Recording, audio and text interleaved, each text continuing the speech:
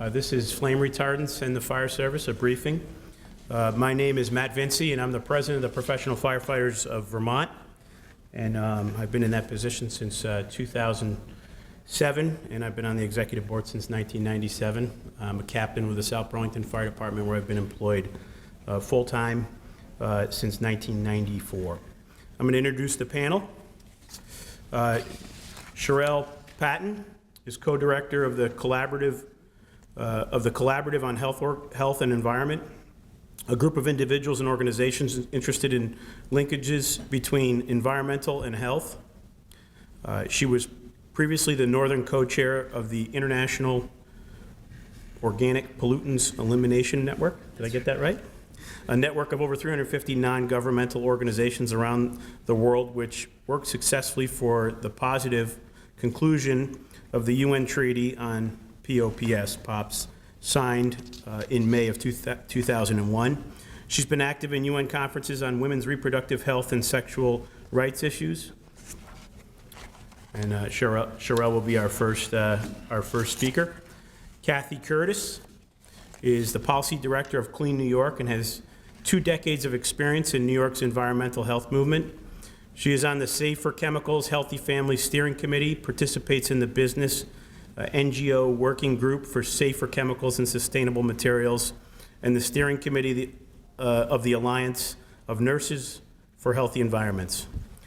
She co-coordinates the Just Green Partnership, is the coordinator of the PBDE Strategic Campaign, and is a longtime leader of the Coming Clean Collaborative's Policy Work Group, through which she co-founded the Safer Campaign.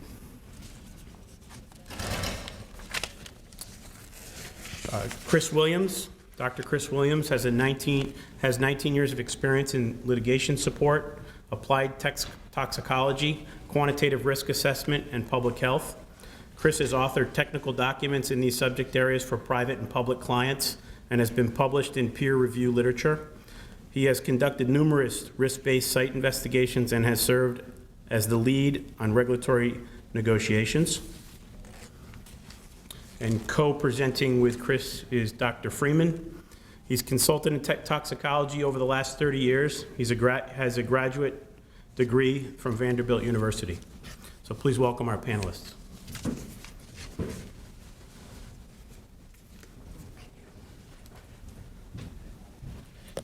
Thank you very much. It's a great honor and privilege to be here talking to members of the IAFF. I'm quite pleased to be asked to speak about a recent project we've been doing with IAF on biomonitoring. And just one thing that Vince didn't have an opportunity to mention to you is I'm director of the Commonweal Biomonitoring Resource Center, and we have worked with the Centers for Disease Control and the California Department of Public Health and communities of concern to do biomonitoring studies to explore levels of toxic chemicals in humans and find out what we can learn from that and how we can use that data to make change. Since there's just a small number of people here, I always like to know who it is that's in the room that I'm going to address remarks to. So I'm wondering if very briefly, if you wouldn't mind just telling us all, stand up and speak loudly and quickly, your name and where you're from, your affiliation with, could we start with you, please? Rick Williams, Salinas Fire Department, California. Hi. Let's go right here. I'm Neil Land, Captain of Boston Fire Department, represent the 3rd District on the Safety Committee. Thank you. Donald O'Brien, Secretary Treasurer, Professional Firefighters of Vermont. Michael Riley, Calgary Fire Department, Calgary, Alberta. Louis Taffer, IUPS Company. Jess Hans, Gross Square. I'm Jim Tidwell. I retired from Fort Worth, Texas Fire Department. I'm a consultant. Thank you. Marshall Moore with the Great Lakes Solutions Organization. Tony Rowe, the IFF Foundation. Sean Graham with the Cleveland Firefighters, also representing the IFF and the building codes. Jason Woods, Washington, D.C., involved the Safety Committee for 36. Thank you. Pete Carrozza, Professional Firefighters in Connecticut. Okay, thank you very much. Okay, let's get started. As you all know, biomonitoring is analyzing human fluids and tissues for the presence of substances and their breakdown products. In this case, we're using biomonitoring data to look at toxic chemicals. And the data from biomonitoring is used for a variety of purposes, inform public policy, identify trends in chemicals, prioritize scientific research, and in some cases help companies decide to look at their feedstock stream or perhaps remove some chemicals and use safer chemicals in their final products. But biomonitoring to me is very interesting because it tells a very personal and very interesting story. And I wanted to talk just a little bit about that because I wanted you all to understand what being monitored means and what knowing having chemicals in your body actually impacts you. So biomonitoring can really tell you the story of kind of the mundane things you could do in your daily life. Have you drunk a bottle of soda, for example, or eaten a can of beans? You probably have small levels of bisphenol A in your body. Now, bisphenol A will leave your body fairly quickly, but the Centers for Disease Control tells us that most Americans do carry bisphenol A in our bodies, and bisphenol A in animal research has been linked to breast cancer, to testicular cancer, behavior abnormalities. Have you used aftershave this morning? If it had a fragrance, it has phthalates in it. Phthalates are a fragrance stabilizer, and studies in animals indicate some health outcomes from that have been corroborated by a study done by Shauna Swan that indicates that high levels, still among the average exposure in women, pregnant women who give birth, tend to give birth to babies that have genital abnormalities. If you have used a non-stick fry pan, you may well have, sorry, was there a comment from the audience, or did you want to say? Okay. If you don't use a non-stick frying pan, you may have some perfluorinated chemicals in your body as well. These are the kind of chemicals that break down very slowly, and once they're in your body, they tend to bioaccumulate, last for quite some time. If you've used stain-resistant waterproof gear, again, you may have levels of perfluorinated chemicals in your bodies. And these have been related mostly in animal studies to a set of health outcomes. Of course, the chemical body burden of firefighters tell many other stories. What we would find extraordinary would be ordinary to a firefighter, but the chemicals we may find in a firefighter's body or may not find can tell us many things. It can tell us perhaps that the protective gear is in fact working very well. It may tell us that the protective gear is maybe not being used correctly or is not adequate to protect from some of the chemicals firefighters are being exposed to. We really don't quite know that, but biomonitoring can tell us that story. Because remember, you can monitor air, you can monitor water, you can monitor soil, you can monitor products for the presence of toxic chemicals. Monitoring human beings gives you that snapshot, which is proof of human exposure to toxic chemicals. Here's another story. Of course, this is an ongoing story, a chemical history of what happened at 9/11, and we'll be hearing about that for quite some time. And then, of course, another story is some firefighters talk about their own exposures, and they relate their exposures to the disease they may be suffering. Here's Eric Vaught, who is a multiple myeloma survivor. And you could read his story here, I think, but obviously he was exposed to smoke, soot, toxic chemicals, and gases produced by fires of all types. And as a young firefighter, he was involved for several years in truck trail fuel breaks, defoliants, used something that looked like Agent Orange, diesel fumes, solvents, and so on. And of course, as you know, there's a pretty strong relationship between dioxin and multiple myeloma, and some association between Agent Orange and multiple myeloma. So these are the kinds of stories that biomonitor can tell us about. And just remember, human beings are not data points. Having a presence of a toxic chemical in your body is a story, and it's a very personal story. We approached the IAF to do a biomonitoring project because we were interested in trying to make firefighting safe. We also wanted to see whether the tool of biomonitoring could be something that firefighters could use, and IAF could use, to explore exposures of firefighters to toxic chemicals. Is there a way to do biomonitoring that is informative, that doesn't mean that there's another layer of work to be done, but that's going to provide really useful information? So this is, in a sense, a pilot project. And with the chemicals we picked to test for include the PFCs. And these are the chemicals used to make materials stain water resistant, to make them slippery and long lasting, and they're used in some firefighting foam. They've been associated with higher levels of cholesterol, prostate cancer, abnormal sperm, infertility, low birth weight, early menopause is human studies. So there's, most of those exposures come with higher levels of exposures, but the reason we're concerned with PFCs is because PFCs last for a long time. They're persistent, they're bioaccumulative. And the UN treaty, the Stockholm Convention that's aimed at getting rid of POPs chemicals, is based on the idea that if there's a chemical that lasts a long time and bioaccumulates, there's a presumption of injury, and you really want to know, because it's going to be out there a long time, that it's safe before you actually release it into the environment. So there's a concern about PFCs and what the health outcomes might be down the line, because many POPs chemicals, persistent organic pollutant chemicals, the health outcomes don't show up for decades later. And of course, there's a concern that you don't want the genie out of the bottle and find out 30 years later that in fact it's associated with a health outcome. So that's why there's a lot of concern around PFCs particularly. And then of course, we wanted to test for chlorinated and brominated dioxins and furans. These are chemicals that are released. They're unintentional chemicals created during combustion, and they're byproducts of chemical processes using chlorine. They are created often in house fires, different kinds of fires. And of course, when flame retardants, halogenated flame retardants burn, they will be giving off dioxins and furans. Dioxins and furans have been associated with cancer, decreased immune system function, abnormal thyroid levels, so these are human tests, developmental delays and lowered IQs in children, and in animals, infertility, decreased sperm count, and birth defects. So our process for recruitment, we work closely with IAFF, who contacted local affiliates in 16 different states, who recruited firefighters who would be interested in participating in the study with us. The criteria that were selected, we wanted firefighters who had been in active duty for about 10 years, because we wanted to capture, if we could, this idea that there might be some bioaccumulation of some of these chemicals. We wanted, of course, gender and ethnic balance, and we wanted to have firefighters selected that had some interest in toxic chemical exposures. So in total, we tested 31 firefighters for these chemicals.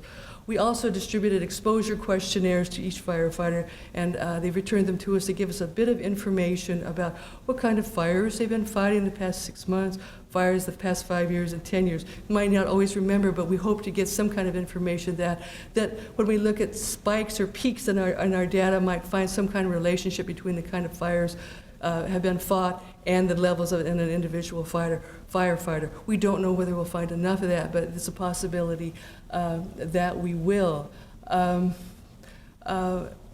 And also, we also ask them, of course, what their protective gear, when they're wearing it, how much they wear during breakdown periods. And we ask them other questions about the kinds of products they may use around the house, because obviously exposure to some of these chemicals will come because these chemicals aren't necessarily molecularly bound to the products in which they're placed, and will come out and be part of dust, be part of air particles, may go into the food supply, which is how the average citizen is exposed to dioxins and furans, for example, into the food supply from what you eat. We're trying to tease all that out. And once again, this is a pilot study.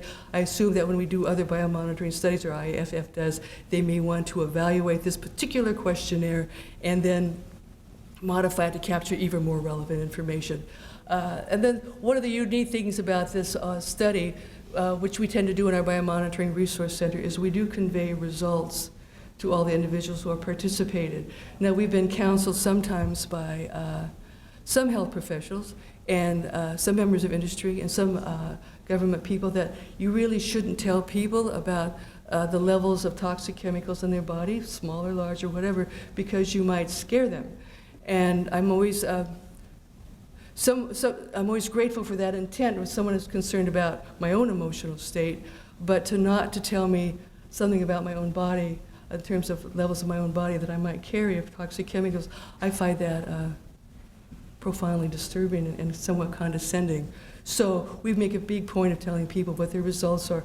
But I should say that we also give the people we are testing a lot of information throughout the study about what we're testing, why we're testing, what we know about it, what we don't know about it, and there are huge gaps of information, and try to draw them into the process as much as possible. When we send them the results, we send them hard copies, we send them email copy, and we also will, for this study, will have a passcode protected web page for each firefighter that gives their personal results, compare their results to other relevant biomonitoring studies, and we'll give them opportunity to click on particular words so they can, if they want to, drill down into some of the information so they can learn a little bit more about what we know, what we don't know about PFCs, what we know and don't know about dioxins, furans, and so on. So we're very excited and interested to get that whole thing up and going, but you should also know that we make sure that when someone gets their information, that they have an opportunity to speak to someone within our project who is an expert in counseling people. We don't want people scared. We don't want them to walk away thinking it's data, it's a small level, so what, it doesn't really matter. We want people to have kind of a healthy concern about the toxic chemicals in their body, and possibly they might choose to lower their levels, or to lower their exposures in the future. So we do provide counseling for up to six months to a year after an individual has received results, but especially right after they've gotten their results. So they have all their questions answered right away, and then when they think of more questions 6 months later, they can go back and ask further questions. But we want to especially thank the firefighters that participated, because it was a lot of paperwork, a lot of work to be done on it, and they worked very hard on it. But we found that we were working with some amazing people who actually decided to participate. I'm skipping through the results right now because we haven't gotten the results back from the chlorinated and furanated, and brominated furans and dioxins. And we decided that perhaps giving just a little bit of data was not going to be as informative as giving the whole presentation of all the data and its interpretation in a scientific paper that we hope to publish down the line.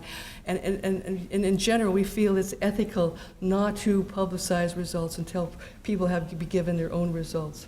So that's why I just skipped over those two slides about PFC levels. But I just wanted to call your attention to one thing, which is when you look at levels of toxic chemicals in a human body, there may be high levels, which is a matter of concern, of course, but there may be small levels. And people tend to see when they look at a small level of exposure that they're home free. I mean, people tend to look at the graphs and say that, oh, they're lower than other people who tested, or look at it's lower than what might be considered a U.S. average exposure. It's always good to remember that average is not normal, and these are chemicals that weren't in the bodies of our grandparents or great-grandparents, and there's a lot we don't know about exposures at this point. And the National Academy of Sciences decided, in this new book that came out, I think last year, doesn't really come up too well on screen, unfortunately. It's called Science and Decisions, Advancing Risk Assessment. And it comes to a number of conclusions, but one of the conclusions, it says that when you look at establishing risk, you really need to look at all the factors that play into what makes a chemical toxic to an individual. And there are many factors that do so. Gender, socioeconomic status, exposures to other infectious diseases, exposures to other chemicals, low doses can also have an effect. So there are a wide range of things that may affect how a chemical is toxic to you. And you need to think about it this way. If somebody were to walk into this room and sneeze on a really robust rhinovirus, some of us would be exposed to that cold virus, and some of us would get sick, and some of us would not. And who got sick and who wouldn't really depends on individual resilience. And your resilience is so determined on your genetic adherence, all the factors I listed, exercise, nutrition, and so on. So you really need to look at the whole picture when you think about how toxic is this chemical going to be to me.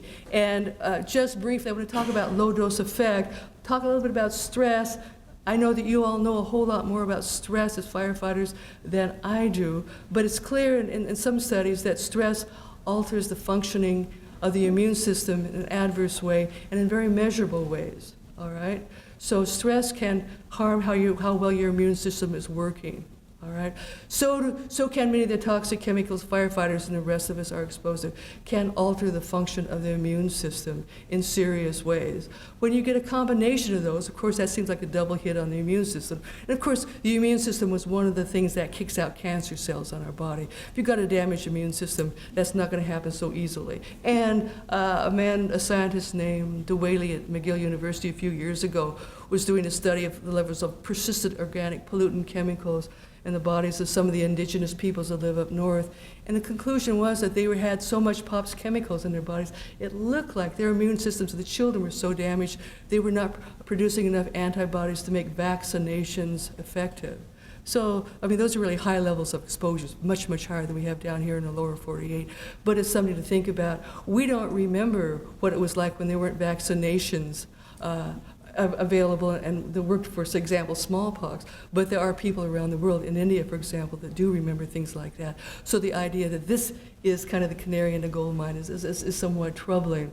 And there's also some recent studies that indicate that stress and toxic chemicals combined together exacerbate the effects of a certain chemical. And the study I'm referring to is a study that was done restraining rats, stressing out rats, and then exposing them to DEET and some of the pesticides that military forces have been exposed to in recent U.S. military operations, the war in Afghanistan, and so what have you in the Gulf War. And it turns out that when you combine both stress and these pesticides for these rats, the blood-brain barrier is made very permeable, and the chemicals can go right in and are causing damage in some of the structures of the brain.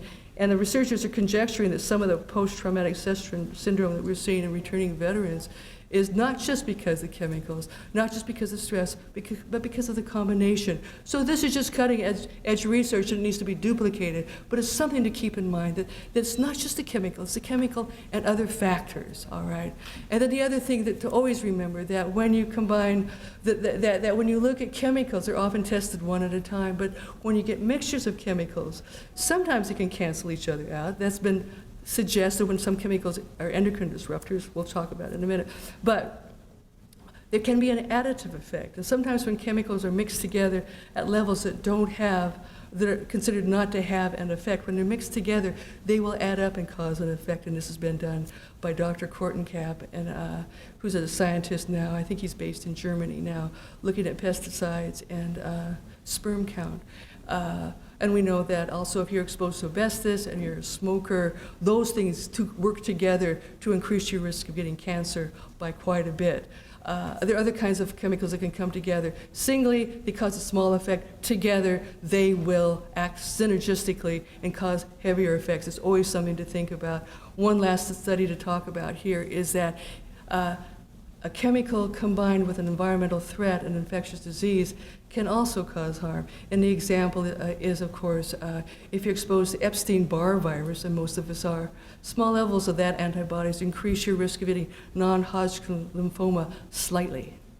If you're exposed to PCBs, your chances of getting non-Hodgkin's lymphoma increase slightly. If you're exposed to large amounts of PCBs and you have large amounts of Epstein-Barr antibodies in your body, then your chances of getting non-Hodgkin's lymphoma increase quite a bit. So there's a very interesting interaction between the chemicals in your body and your external environment. So it's always good to remember when you see a low-level dose that you're not home free, not quite. And so I just want to talk a little bit more about low-dose effects. And the whole idea that there's a lot of science now, research done considering the developmental origins of adult disease. And one study that kind of starts us thinking about this has to do with nutrition. And during right after World War II, there was a Dutch famine, and many women who were pregnant didn't get enough food. And this turned out to have an effect on their children, their children, and actually which organ was affected. So if the women experienced not much food, actual starvation, it was fairly intense then, during early gestation when the famine was happening, their children would have a 3-fold increase in coronary heart disease and would tend towards more obesity. If they were exposed to famine during mid-period of gestation, there was an increase in respiratory disease. And if they're exposed during late gestation, impaired glucose tolerance, which of course leads to diabetes. So this is the idea that what happens in utero can show up later in adult disease. Another classic case of this is this chemical called DES. It was invented as it's an estrogen for medicinal purposes. It was to prevent miscarriage in women. It turns out it didn't really do that, but it was out on the market for quite some time. But it turned out that when women used DES, their children later on, once they reached puberty and beyond, started having, the women would have in very rare times of of cancers. So this is one of the first cases we could really see a chemical that acted like a hormone was getting into our body during the uteral period, and not the health effects were not showing up for decades when women were trying to have children and found out that they couldn't because they were having these vaginal cancers. So just quickly, those kind of chemicals that alter our immune system by looking like hormones or interrupting the hormonal activity are called endocrine disrupting chemicals.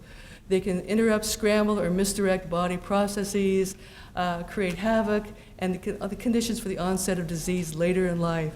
And EDZs, okay, almost through here. Actually, how much?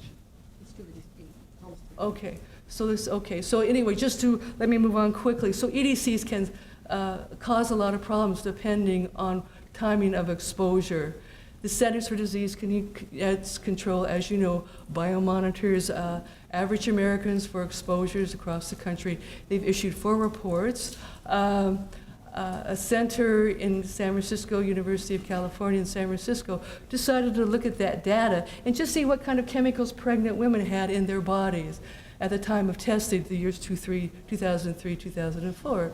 And looking at the results, they found that most pregnant women in the United States were carrying these toxic chemicals or detectable levels of their metabolites. So you can see that most pregnant women are carrying bisphenol A phthalates, and it gives a set of phthalates here.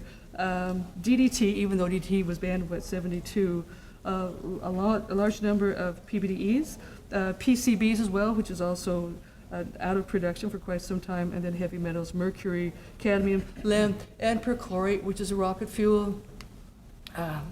We'll not tell that story here. So a little bit about endocrine disruption. There is a center called Endocrine Disruption Exchange that has gathered together hundreds of animal studies looking at where small levels of exposure can alter an organ system or development during the period of gestation. And you can go to the Endocrine Disruption Exchange and click on their windows of development and look at hundreds of studies that are evidence of endocrine disruption happening at very low levels of chemicals. And if you were to click on dioxin, which I did in this next screenshot, and you probably can't read this, I just wanted to show you that this particular exposure at the very, very beginning of gestation, looking at a tiny, tiny level of dioxin, actually ended up causing behavior problems in the rats later on. Now, of course, there's a bit of differences between rats and human beings, but it is what we look at to determine toxicity. And it's well known that newborn mice exposed to flame retardants known as PBDEs experience damage to their nervous system. Pregnant rats exposed to PBDEs give birth to babies that can't learn, and they can't get through mazes, and they have they tend to be hyperactive. So just to go on from rats to humans, Columbia University, Dr. Hersman and others looked at, they wanted to look at the cord blood of women who were around when they were pregnant during 9/11 to see whether there were higher levels of PBDE exposures at that time. And to their amazement, they found out that the women looking at cord blood once they gave birth did not have higher levels of PBDEs. But then they looked at the PBDE levels that were within the range of what's considered average in the U.S. population. And on the higher edge of average, the children that were born had some learning disabilities, neurological problems. So I think that's very alarming that these PBDs are changing the kind of intellectual properties, neurological properties that our children have, that these toxic chemicals can get into the uterus and change around kind of the inheritance most children have had since maybe, I don't know, 50,000 years ago. It's serious, it's serious. These tiny, tiny levels are causing problems. And I would hazard a guess that all firefighters were exposed, most firefighters in our study were born after 1950, when more chemicals were put into use in the industrial processes, were exposed to some of these toxic chemicals in utero. And there may be, because of that, who knows, some special vulnerabilities because of that in utero exposure. So in conclusion, the NAS, National Academy of Sciences, has another conclusion which says if there's a toxic chemical and it's out there, it's been exposed to it, Do we really want to run a lot of other tests to try to develop more understanding of its toxicity, or do we want to move towards safer alternatives? Isn't that the better thing to do? So that's one of the things that the NES has come up with, and recommendations just from looking at the studies that really it would be a good idea to limit firefighter exposures by instituting policies and practices to replace the toxic chemicals. Firefighter training should be enhanced to include information about potential exposure to toxic chemicals. And it would be a really good idea to start maintaining disease registries at the local level. That can be important, all right? As we heard this morning in the presentation, and increasing firefighter workforce to improve safety. There are studies that say the best way to protect firefighters is to have more of them, all right? And then to institute market and government policies that get toxic chemicals out of building materials, and then require pre-market testing of chemicals so that when we have substitutes of safer chemicals, we really know that they're safer. That's really important. Okay, I've been speed talking here, but so thank you for your indulgence, but I'm very pleased now to yield the floor to my colleagues. Thank you very much.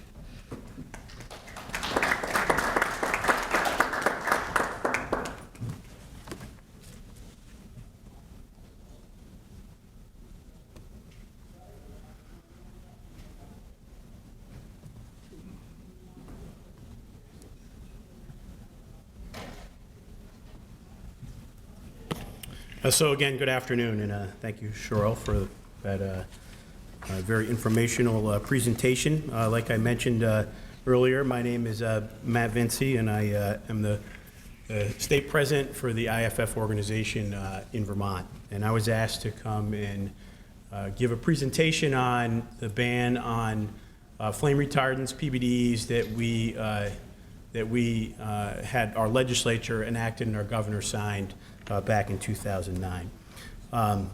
It's going to give you an overview of that legislation. Some of the experiences in Washington State and Maine, which were two states that enacted the ban prior to Vermont. The details of our legislation. A group called Citizens for Fire Safety, which was probably the largest opponent in our legislative process that we battled. And some of the tactics and response from the IAFF and our firefighters in Vermont in the legislative process. I think for sake of introduction, it's important that you understand the demographics and the size of Vermont and the Vermont legislature. It's a state of 650,000 people. It's a citizen legislature, and this is definitely relevant to our process and to the year-long battle that we had with this legislation. Legislators, 150 members of the House, 30 members of the Senate. They make under $10,000 a year. They have no staff, so it's really it's a Vermont operation. We're proud of it. We have great access to our legislature in Vermont, and at the time, our governor, a Republican governor, Jim Douglas. Couple of headlines that were in the news on this in IFF Frontline News. I know members get those email blasts regularly, but the Washington State legislation. This was a press release from the IFF, and these are all available on the IFF website. The Canadian IFF calling on the Canadian government to ban PDEs. I know that we have some of our brothers and sisters from Canada in the room as well. Maine, at the time, they had two legislative victories, but they had banned PBDEs, and also now have a ban on pallets, plastic pallets that contain DECA, a brominated flame retardant. And then also there was an effort in Washington back in 2009. I do not believe it's been reintroduced, but Representative Pingree, whose daughter is the Speaker of the House in Maine, who was the champion behind the Maine legislation, introduced legislation in Congress to ban PBDEs. I should have given you the disclosure early on. As you probably know, I'm not a chemist. I don't have a PhD. I'm a firefighter, and I went to the legislature and in a grassroots effort and worked on this with a coalition that I'll discuss a little bit later on in my presentation. Significant to our legislation was prior to the ban on DECA, we had passed an all-inclusive, fairly comprehensive cancer presumption bill under workers' compensation. And I'm not, you know, I don't have the chemical or technical background to say that there's a correlation or a direct result between DECA and cancer, but I will say that it worked well with our coalition. This coalition that we worked on with our speaker, with our Senate president, and with our governor was strongly behind our cancer presumption legislation, and we carried those efforts forward in the process to ban DECA in Vermont. The education, we vetted this issue through Rich Duffy and his shop at the IFF. We talked with other states. We talked with Maine. We talked with Washington State, Oregon, Maryland that had bills introduced. So my point is that we gave ourselves a good background and a foundation on this chemical. I don't believe in any legislature in the country that a legislature is going to move forward with a ban on flame retardants unless the fire service supports it. I think that that's you know, a fair statement, regardless of the political atmosphere there. But it was important for us to not, you know, be counterintuitive to our mission and to be supportive of something that you know, potentially you know, on the surface people were thinking could be harmful from a fire prevention standpoint. We vetted this. We talked with Rich. We looked at the documentation that other states had presented, the experts that they had used in their process, and we felt that this was a piece of legislation that was a priority for us for many of those reasons.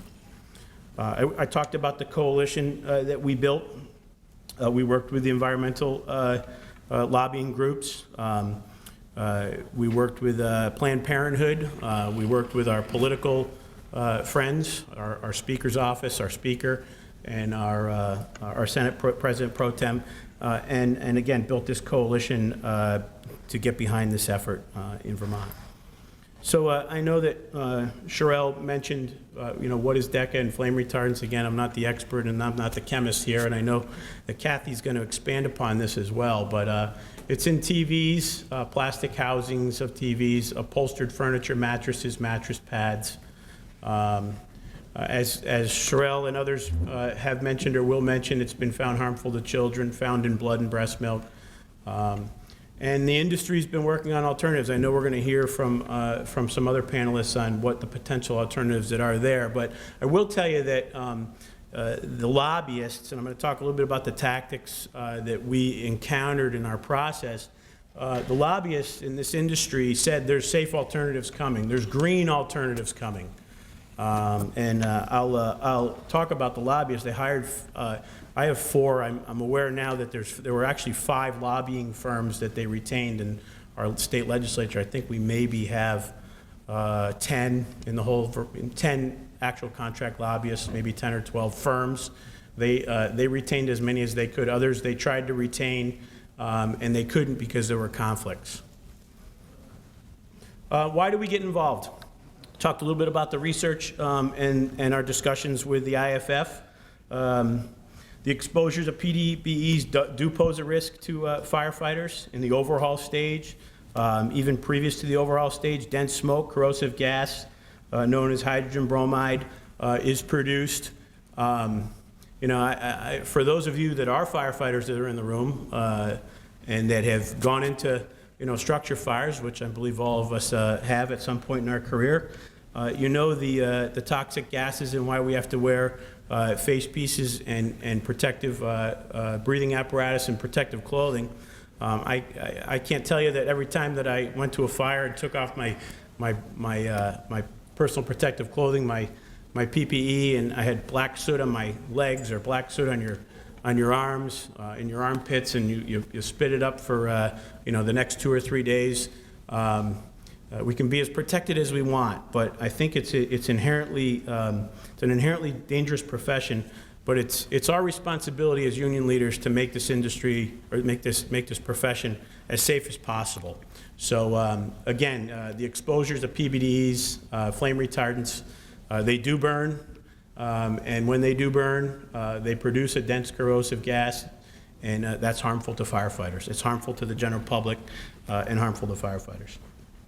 going to talk a little bit about the industry's tactics. I know we have several members of the industry in the room with us today, and thank you for attending, many who I've had conversations with over this specific issue. But the industry's tactics really led to a victory in Vermont, and a solid victory, and I'm going to go over a few more of those as I proceed. The coalition, I said, that worked well together. Number one, first and foremost, it was important to us to make the profession safer and to make it safer for the people that we serve in the state of Vermont. But we also had a strong political coalition built prior to this, so we really had our ducks in a row. We were approached by lobbyists that were retained when the bill was introduced a year before and didn't get on board right away.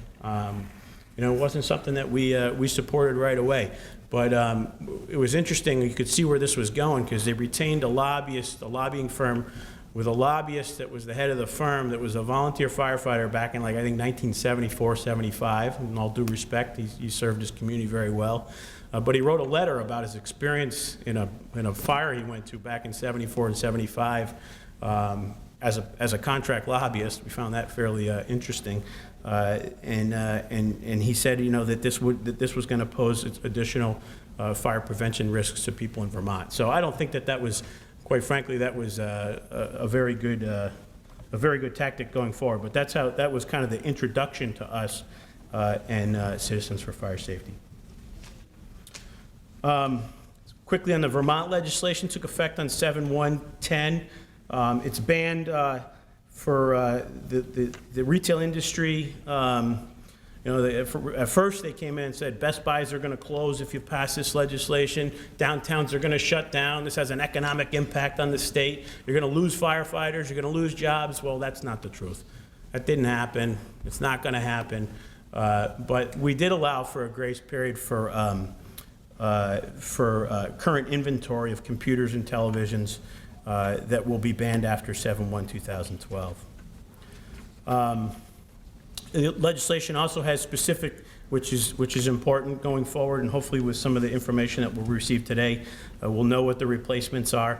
But it does have certain language that does not allow them to put in a replacement for DECA that would be reasonably anticipated or known to be a human carcinogen.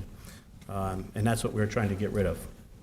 The opponents in the legislative process were the Citizens for Fire Safety, the Retail Association, the Furniture Retail Association, the Associated General Contractors. They said they're not going to be able to build in Vermont anymore. They're going to stop building buildings. They're going to none of that has come to any fruition. That's not the truth. They said DECA is in building products that we're not going to be able to bring into the state, and we're not going to be able to build commercial or residential buildings in the state, and that's not the truth. And then Associated Industries of Vermont, AIV, I'm sure most states have an Associated Industries trade group. They oppose everything that we do in the legislative process. They opposed our HARP bill, our cancer bill. They didn't oppose our death benefits, but they oppose every single thing that we do, AIV, in the legislative process. They, as a matter of fact, weighed in on our pension issues, saying that it was going to hurt businesses if we retain certain pension benefits for firefighters. So, let alone the other opponents, it was even more reason enough to continue forward when AIV comes out against this. I'm going to talk a little bit about Citizens for Fire Safety. I'm not going to tell you that this isn't a controversial topic. It's a controversial topic, and it was controversial in our legislative process. It's a group, it's a coalition of their own. I mean, you can see what that's their mission statement, and that's right off of their website. One thing that did come up for those of you in the fire service, and maybe those of you in the industry that are aware of this, I've talked with the executive director of the Congressional Fire Service Institute at the time, and he said, I'm really concerned about this group. I don't know if you can see it, maybe it's not very clear up there, but the website was very, very close. CFFSI versus CFSI. I apologize, I was hoping to be able to click on these websites, but we don't have internet access as presenters in any of these rooms.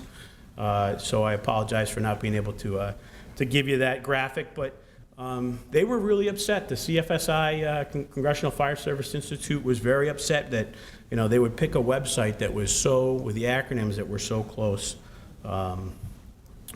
in comparison to CFSI.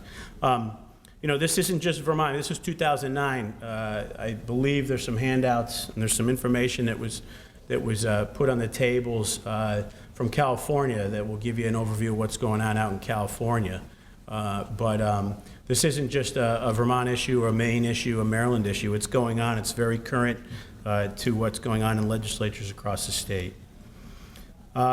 CFFSI, Citizens for Fire Safety, are 3 chemical companies: Albemarle, Chemtura, and ICL. That's who the main contributors are. I mean, for those of you that lobby in the legislature, you want to know who your opponent is. You want to know who they're funded. You want to know who they're connected to. I mean, regardless of the issue, that's what we do. I mean, that's what I think what is the most effective grassroots firefighter lobbying in the country is done by firefighters who go back and do this opposition research.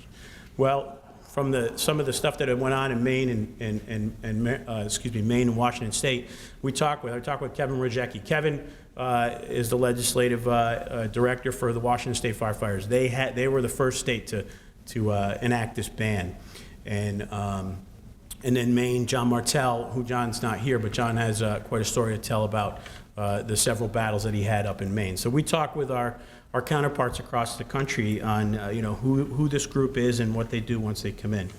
I don't have internet access, but they hire a marketing firm, Burleson Marsteller. And I urge you to go online and look at some of the work that group has done in the past. This isn't Citizens for Fire Safety. This wasn't Vermont citizens, Vermont doctors, Vermont firefighters, out there trying to lobby against this. This was, again, and with all due respect to everybody in the room, this was big industry against firefighters and the fire service, and the coalition that was built. I think what was most alarming was some of the stuff that they did to really portray themselves as firefighters and as the fire service.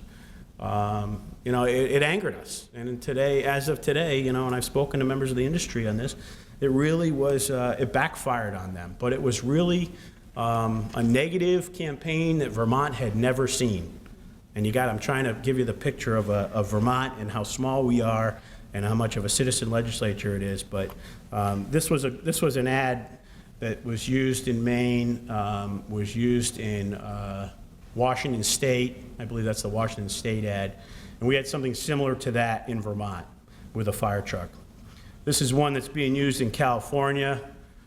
It's just, they're not the fire service, it's the industry. And, for some reason, the group, and I'm not, everybody that contributes to the group, I'm sure, is, has their say in their process of the Citizens for Fire Safety group. But, it's a portrayal of the fire service, and quite frankly, it's scare tactics. The video I had has a gentleman, which is very, it's unfortunate the burns he sustained, but they tried to use a gentleman with third-degree burns to come in and say, this could potentially happen to you if you ban this flame retardant. This flame retardant is dangerous. It's dangerous to firefighters and it's dangerous to the public, and that's why we support it. Again, they hired all the lobbying firms. I think one of the most intrusive thing they did, they were doing robocalls. So I'm sure most of you have gotten political robocalls with Fire Marshal Tom Brace from Minnesota. I don't know who Fire Marshal Tom Brace was. As soon as you identified yourself as a firefighter, they cut you off on the line. They cut you off. They said, we'd have our members, they're robocalling our fire stations. Our guys were in the fire station, guys and ladies were in the fire station. We're getting robocalls in the fire station. They had radio ads. Towards the end of the campaign, when the governor was getting ready to sign the bill, they flooded the governor's office. But they had these radio ads that were fire sirens, and people were calling our state office saying, "What is going on?" It was trying to make it very, very confusing. And I'll tell you, it didn't work. It really pissed our members off. It really, really pissed our members off. It upset the volunteers, the chiefs, everybody out there that was associated with the fire service. The state fire marshal's office really, really upset us, and just probably put more energy behind this to make it successful legislation. Sent materials overnight packets to fire chiefs to get them involved. Some of the materials had wrong information, Oregon's legislation on there. And then flooded the governor's office with calls from mostly out-of-state businesses. But Republican governor, very business-friendly governor in office for 8 years, and he signed the bill. In conclusion, good legislation that protects the public and firefighters. Our profession is plagued with cancer. I said before, I'm not the chemist. I'm not saying there's a direct correlation, but we see sick firefighters way too often. Any firefighter sick is one too many, and that's why we're here in New York at this symposium. But we need to get harmful chemicals out of the atmosphere, out of industry that are going to be harmful to our members and harmful to the public. Again, it's our responsibility as IFF leaders to pass legislation that advocates for a safer profession. So it's inherently responsible upon us, us that work in the legislative process, or us that can influence the regulatory process, to be involved. I have next in Vermont, I know our speaker and the coalition is in discussion about banning DECA in plastic pallets. I know Maine has gone down that road, and I'm not sure if it's going to be in the second half of our biennium or not. And again, just to conclude, this is a quote from our general president. He's been quoted in several letters of support for this in the United States and Canada, and I think it sums up our position. So I thank you for your time, and I believe Kathy is next.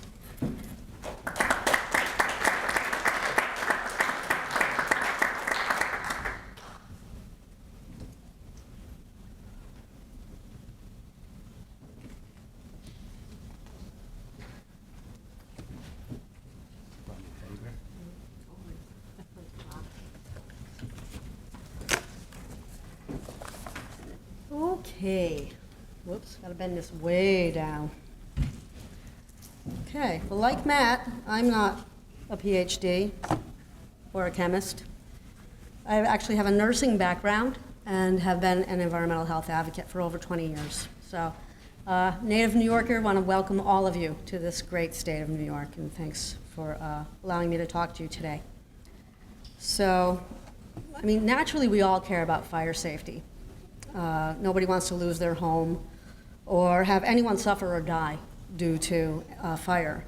But choosing between toxic chemicals and fire safety is really an artificial choice. So that's why I just wanted to talk about toxic-free fire safety to you all today. I just wanted to set the stage a little bit and boil down to little simpler language what Charles had talked to us about today, which is the growing scientific consensus behind the harm to human beings that flame retardants can pose, the toxic chemicals used as flame retardants. And she talked briefly about the lowered IQ with the higher PBD levels in babies. And they've actually followed these children until they were 6 years old.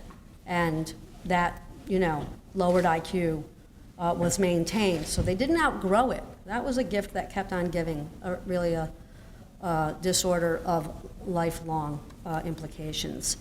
And there is a brand new peer-reviewed study that was presented in June at the International Symposium on Fire Safety Science at the University of Maryland that showed that really no measurable fire safety benefit occurred from a very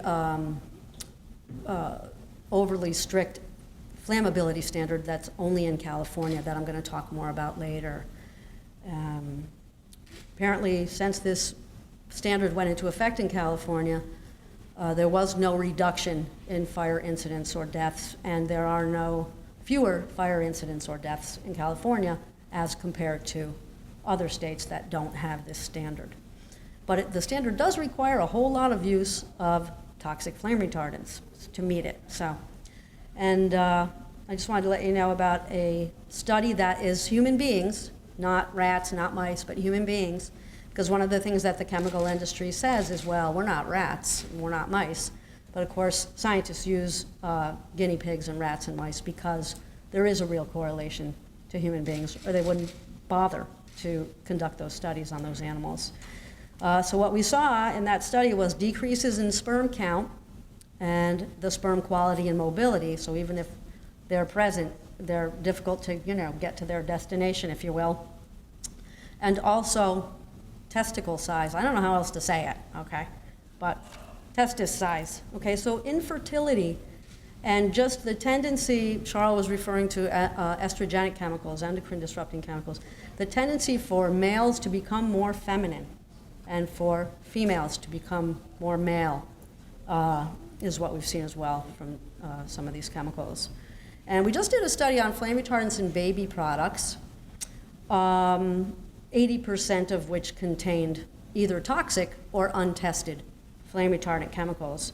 And we just don't think that, for example, sleep positioners or nursing pillows are points of ignition and that newborns should be exposed to these chemicals. Because every time, like you sit in the chair you're sitting in, or you place a baby on a changing table or car seat or anything with these chemicals, it has like a pig pen effect, A little bit of it sort of poofs out and gets in the air and gets in house dust and on people's hands and inside our bodies.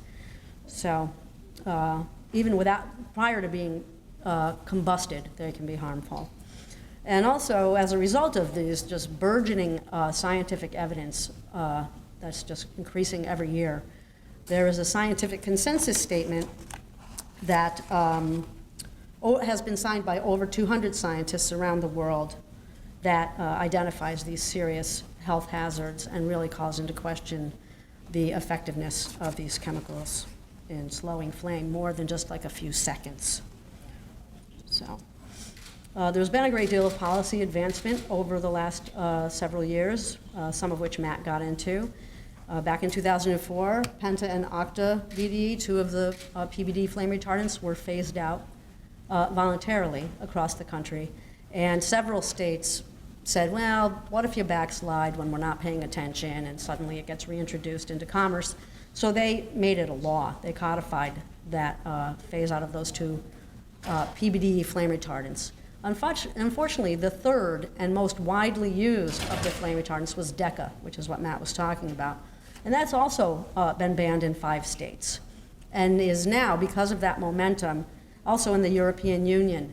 The restriction of hazardous substances in electronics also banned DECA after a vicious and lengthy fight in the EU, in the European Union.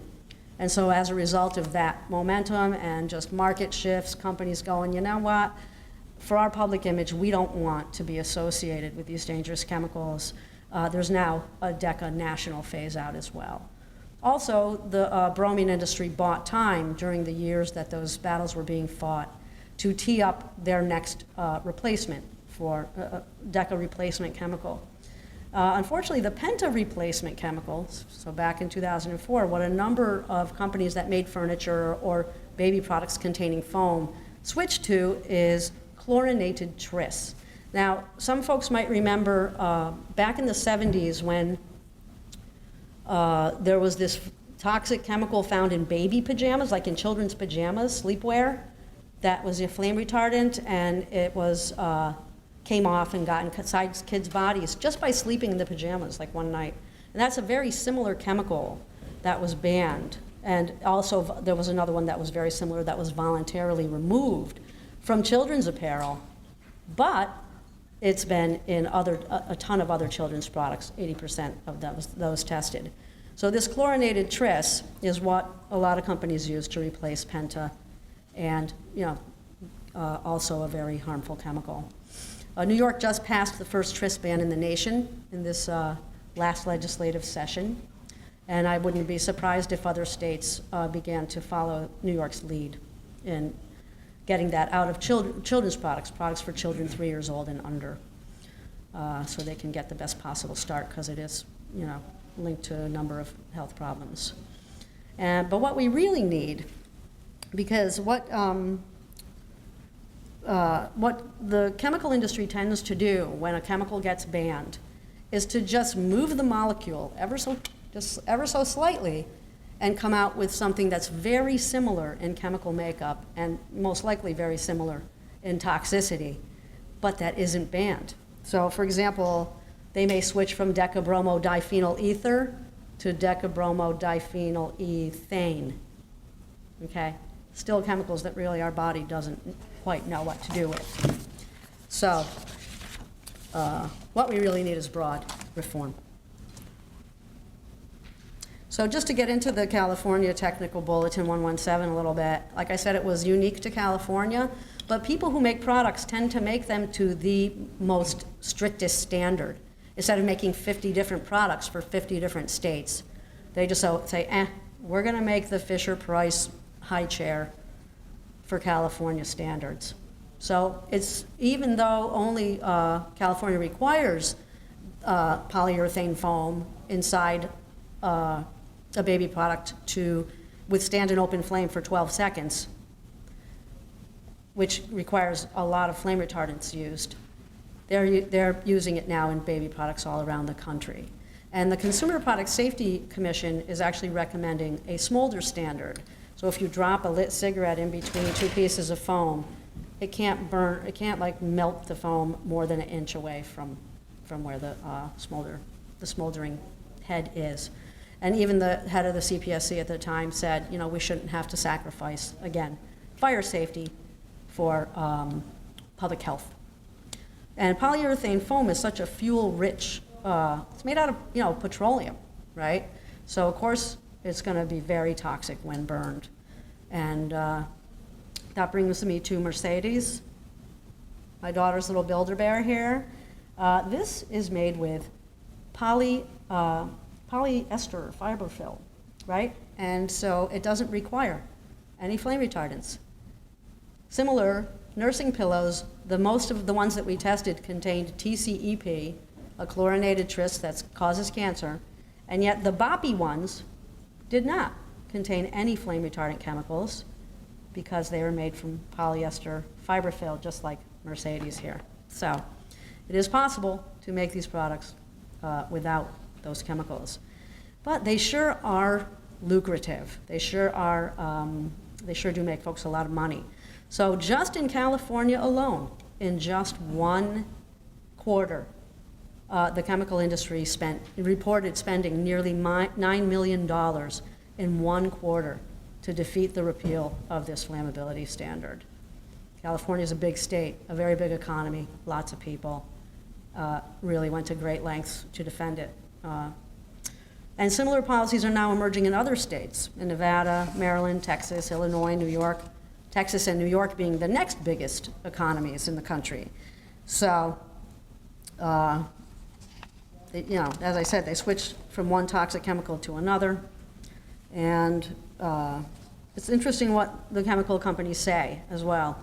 They'll say, for example, they used to say that penta and octa aren't safe, but deca is because of the molecule with that 10 bromine rings. It's just too big. It's too big to be taken up by the body. That doesn't help you guys, of course, when it burns, but in day-to-day use. And then, of course, since then, it's been found in peregrine falcons and orcas and humans and infant cord blood and all over the map. So it's interesting, too, that these policies that are emerging now in other states are about school bus seats. They want school bus seats to meet that really California open flame on the foam standards. Good luck getting seat belts in school buses. Good luck getting that requirement passed in the State House, okay, which would really do a lot to protect children from, you know, injury. But, you know, the effort is instead to pass laws to expose them further to toxic chemicals. And, you know, with this shell game of switching the molecule, they could do it forever, really. They could go on. And right now they're introducing brominated polymers with names like, I don't know, green armor and emerald this and emerald that, that appear to be circumventing the polymer exemption in the Toxic Substances Control Act. And so that they're, you know, going to be exempt from that regulatory process. And again, what I'm hearing about these chemicals that are brominated, just like the PBDEs were, is that it's too big of a molecule to be taken up by the body, which is exactly what we heard about DECA, which turned out to not be true. And they're also saying that one of the chlorinated tristes is bad, but not the other one. Again, moving the molecule, they could do it indefinitely. So,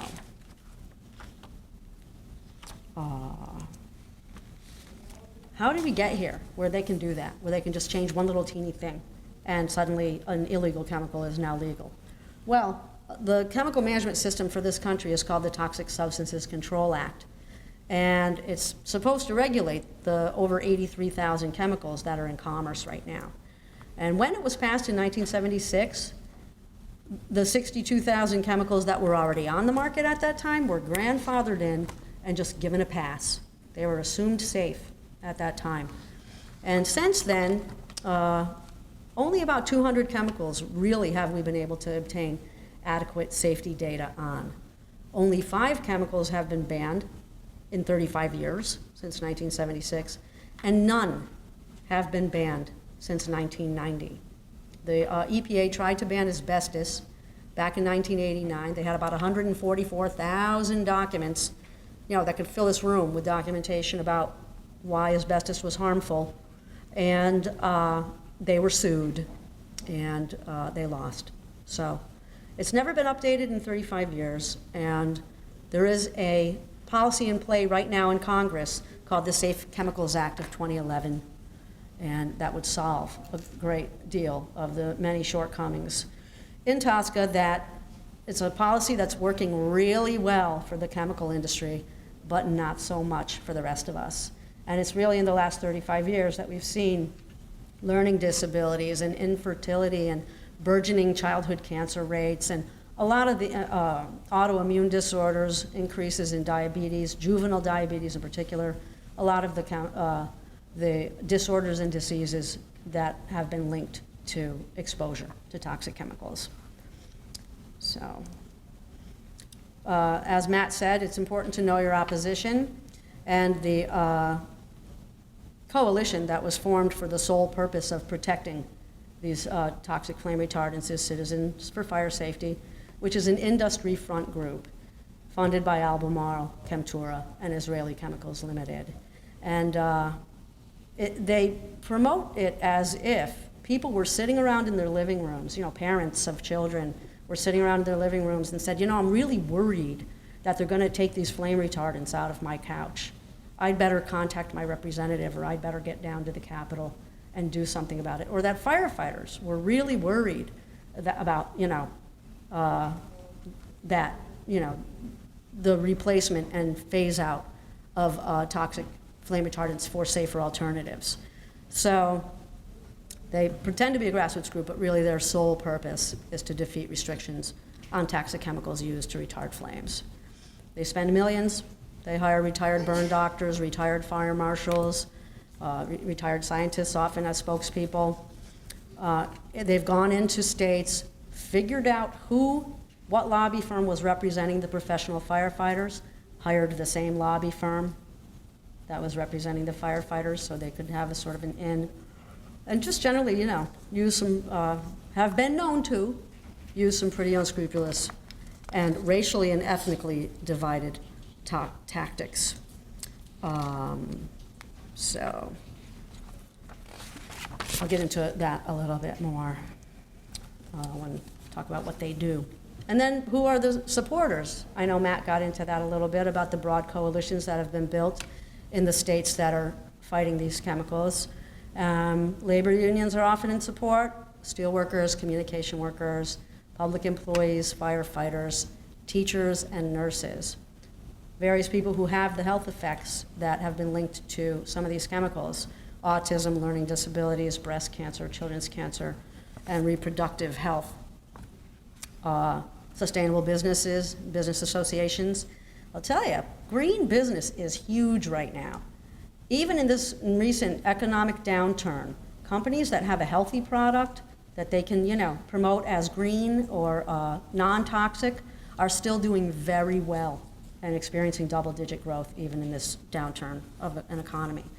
And medical professionals, scientists, and academics, just to get back to the San Antonio statement, the consensus statement, and environmental health and justice advocates like little old me. And for more information, you can go to Toxic Free Fire Safety about who supports this work. So basically, it's the bromine industry on one side and sort of everyone else on the other. Now, what they do, and Matt got into this a bunch, they use deceptive mailings, robocalls, billboards, a web presence, just really flood people with misinformation and have so many resources to do that that we can't possibly, as advocates or a labor union, match them dollar for dollar. They make it a racial issue. They certainly in New York State, at a point where we had an African-American governor, an African-American Senate Majority Leader, an African-American Senate Environmental Conservation Committee Chair, and an African-American bill sponsor, portrayed environmental health advocates as racists and basically said that we care that more about, peregrine falcons and bald eagles than we do about communities and children of color, okay? They fund campaigns. They, in California, flew burn victims up for hearings in Sacramento, terrorizing children, having them come in and say, please don't take away our flame retardants. Okay, so, and they use scientists for hire and seemingly legitimate paid spokespeople that come to hearings all around the country at these states that are floating these bills, and you have to ask them, who paid for you to come here, fly to Alaska today? Who else are you representing? So you kind of have to pry it out of them.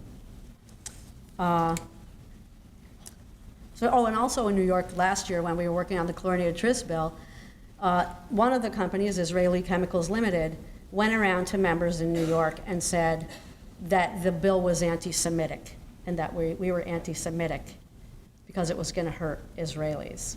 Okay, so just whatever, whatever sort of whacked, argument they can come up with to create confusion and block a bill's passage.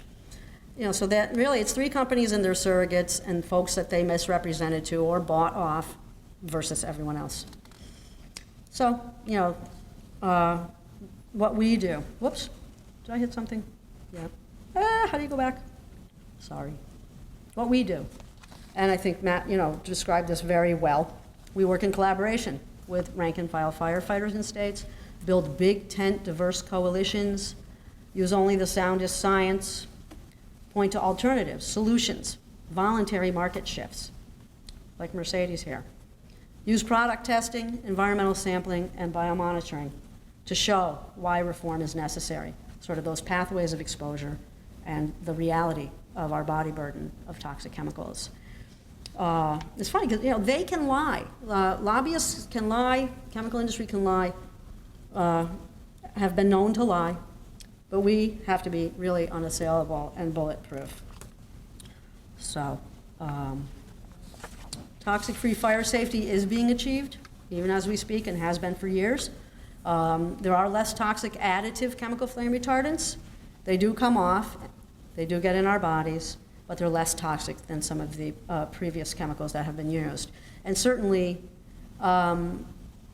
it's important for the chemical industry to commit to continuous improvement and be less concerned about squeezing every last dollar out of those bromine deposits that they're sitting on and just commit to greener and greener and greener chemicals. There are inherently flame retardant materials. I know that all of you firefighters wear protective gear and it doesn't catch fire.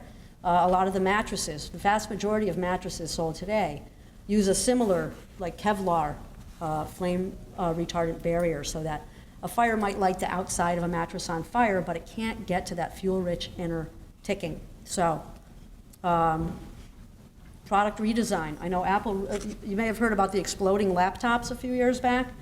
Well, Apple redesigned their laptops, and a number of folks followed, to put a barrier between the battery, which really does heat up, and the plastic casing. They put a metal barrier so that, so they redesigned their product to make it safer. And just sturdy buildings, not making buildings out of matchsticks and plastic, really, and the building contents as well are becoming much more flammable. So better building codes, and as was already pointed out, safe staffing levels are the best way to achieve toxic-free fire safety. And also, okay, if you're in a situation, not a nursing pillow, but maybe the barrier between a car engine and the cabin where the people sit. You need a additive chemical flame retardant. Then disclose it, let people know. Yeah, here's what we used, here's the, the hazard profile on that chemical, and then people can make informed choices about whether or not they want to buy that product. So, what you can do. A quick phone call to your U.S. Senator will go a long way towards getting some really comprehensive chemical policy reform enacted so that they won't be able to just continue to use this shell game and whack-a-mole, where you push down one chemical and another one pops up next door. You can get involved with the coalitions in your state, similar like the one in Vermont. Certainly educate your brothers and sisters about toxic threats and how to reduce them as you yourself learn more. If your senators are already supporting, you can thank them and ask them to work for the passage of the Safe Chemicals Act of 2011. Environmental groups are also ready to support you on your occupational health issues, and health-affected groups as well. Certainly understand devastating health issues and the need to support presumptive disease laws, for example. So when a substance is, oops, I think I did that by mistake, back, sorry. So, and challenge product makers to make safer, healthier products. Like if you're gonna have a baby, or you're going to get a baby shower gift, call the company, say, so how did you achieve flammability standards? What did you do? And they may say, well, we just used a barrier, or we used an inherently flame-resistant material, or they might say, we added chlorinated tris. So you can make, you say, oh, well, then I'm not gonna buy your product. Market shifts can be achieved much more quickly than policy can get passed, especially nationally. So it's a great way to make a difference, and fairly quickly. We released a report about bisphenol A leaching from baby bottles into the formula or whatever was inside them, and within a month, the 10 main baby bottle makers publicly declared that they were going to get out of BPA and that they weren't going to use it anymore. So that's the kind of change that can happen very quickly based on consumer demand and market demand. And please protect yourself. You would be so missed. Protect yourself from exposure at work and at home. I know, here's just in conclusion, just scientific consensus that's growing and growing every year describes the ineffectiveness of these chemicals in certain applications and outlines their environmental health harms. They're basically calling it the worst of both worlds. Everybody's exposed all the time. Everyone has these chemicals in their bodies, and yet, they're not terribly effective at protecting building occupants or giving firefighters more time, just a few seconds. Policies are spreading to ban toxic flame retardant chemicals, and matching that, blow for blow is the bromine industry efforts to defend their products. And when a substance is banned, they simply move to a similar one. So it's the bromine industry versus all the rest of us, and we can have toxic-free fire safety. Now, we know smoke's going to be harmful. It's harmful no matter what. But why not decrease it, right? Why not decrease that harm wherever possible? And stay in touch. If you have any questions, I would love to talk with you more about this. And thank you for allowing me to be here today to talk to you about one of my favorite subjects. Now, after this presentation that Matt and I in particular gave today, the chemical industry may refine their messaging after hearing these presentations. Like, gee, maybe, well, they said they weren't PhDs. Maybe we shouldn't use PhDs to talk to, labor unions. Maybe we should support presumptive disease bans if environmental groups are going to do it. Whatever they do, just remember, it's a tactic, okay? It's a tactic to make money off of halogenated chemicals. That's really the only consideration, okay? So, thank you for your time.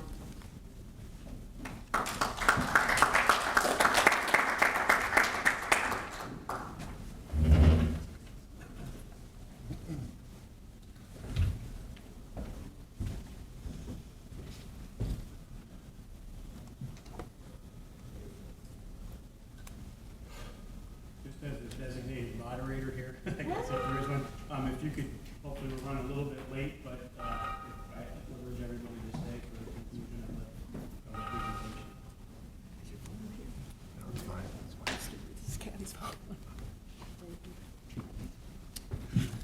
Okay, we're batting cleanup here. My name is Chris Williams. I work for Environ International. We are an environmental consulting firm of about 1,200 persons based in Arlington, Virginia. I work out of the Tampa, Florida office of our company. I have a co-investigator on this work with me, Dr. Richard Freeman, who's going to take some of the presentation. I'm going to set things up here and wrap things up, and we'll kind of combine to go through this. What we want to talk about is what is known or what we can gather from the scientific literature about polymeric flame retardants. These are compounds that are being looked at by industry and others as possible alternatives to DECA BDE. I know there's been a lot of discussion about DECA BDE or simply DECA so far today. We're really not going to focus on DECA BDE except for stating that there are alternatives out there and just throwing out there some of these alternatives and how they stack up against DECA BDE. So just a little outline of what we're going to talk about today. We have a little purpose statement to begin. Why are we here? What are we going to be talking about? Objectives. What are we hoping? What we hope to accomplish with our research and our presentation.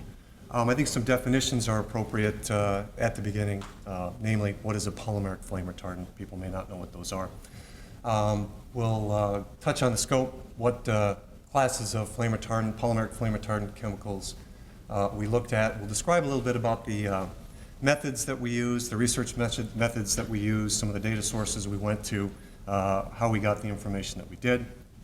And then the meat of the discussion will be the findings that we came up with. We'll do that for each of the individual classes of polymeric flame retardants that we looked at, and then kind of sum things up by looking at how they stack up against DECA BDE.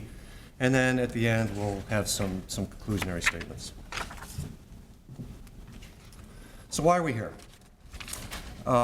Industry and others have realized that DECA BDE as a flame retardant is being phased out in a number of states. It's being phased out nationally. It's being phased out overseas. And in advance of the phase out, which will occur in 2013, industries have been looking for alternatives to DECA BDE. So, and here's some of the initiatives dating back to 2009, where U.S. importers and producers were committed to phasing out DECA BDE in their products, culminating with an end of production and importation and sales by 2012, and to end all uses in 2013. These kind of mirror some of the initiatives overseas in the European Union with REACH and other initiatives that are looking to either limit or eliminate the use and production of DECA BDE. The industry and the firefighters were looking for an independent, science-based evaluation of existing data and information of possible alternatives. I want to stress two words: independent. We are not industry scientists. We're not advocates. We are consultants, and we're asked by industry, we're asked by advocacy groups, we're asked by government agencies, we're asked by citizens groups to evaluate science and issues like this. So, people are apologizing for not being PhDs or chemists or scientists, and I'm not going to apologize for that. I am a PhD toxicologist. I may be apologizing for not being an advocate in this case, but that's why we're here. So our objectives were really pretty simple. We looked at the available health and environmental effects data for polymeric flame retardants. We relied principally what's in the published peer-reviewed literature. In some instances where that data were not robust or very satisfying, we were able to supplement it with in-house industry data. We had many conversations with industry toxicologists and chemists and scientists about their products. They're the ones that know their products the best, and gave us good insight about information that may not be yet publicly available, but still would point to their products and the attributes of their products. To the extent that we could find information on combustion products of the polymeric flame retardants, we endeavored to do that. I know that's of primary concern to a group like firefighters, so you will see some information about that as well. And like I said, all of the polymeric flame retardants that we looked at were compared in the end to what we know about DECA BDE, and we can make some inferences from that. So let's start with a definition. What are we talking about when we're talking about polymerics? The International Union of Pure and Applied Chemists have a definition which we followed. I won't, you can read it just as easily as I can. Essentially, this means that these are very large molecular weight compounds. Some of them are on the order of 600,000 molecular weight. For comparison, DECA BDE is less than 1,000 molecular weight. So just on the basis of size, these compounds are very much different than DECA BDE and behave very differently in human systems, animal systems, in the environment, just because of their large molecular size, and there's some other attributes of these compounds that we'll talk about as well. And of course, we're not just talking about any old polymers, we're talking about polymeric compounds that have specific applications with respect to flame retardancy. A couple of other definitions. When we're talking about health effects, we looked at a number of different categories of health effects. I've listed them here. Acute toxicity are effects that are looked at over the short term. Chronic toxicity are effects that are looked at over the long term. Subchronic is kind of an intermediate category of effects or studies. Chronic toxicity studies include all the ones here that we found data for: reproductive developmental toxicity, neurotoxicity, or effects on the nervous system, immunotoxicity, organ system effects like effects on the kidney or liver, mutagenicity and genotoxicity studies to the extent that they're available, kind of as a precursor to what these chemicals might do in terms of causing cancer or not causing cancer. And then we also looked at the environmental attributes or effects of these compounds. Are they toxic to creatures that live in an aquatic environment, creatures that walk the earth, toxicity to plants, bacteria, and also attributes like environmental fate, transport, persistence in the environment, and whether or not these compounds are known to bioaccumulate.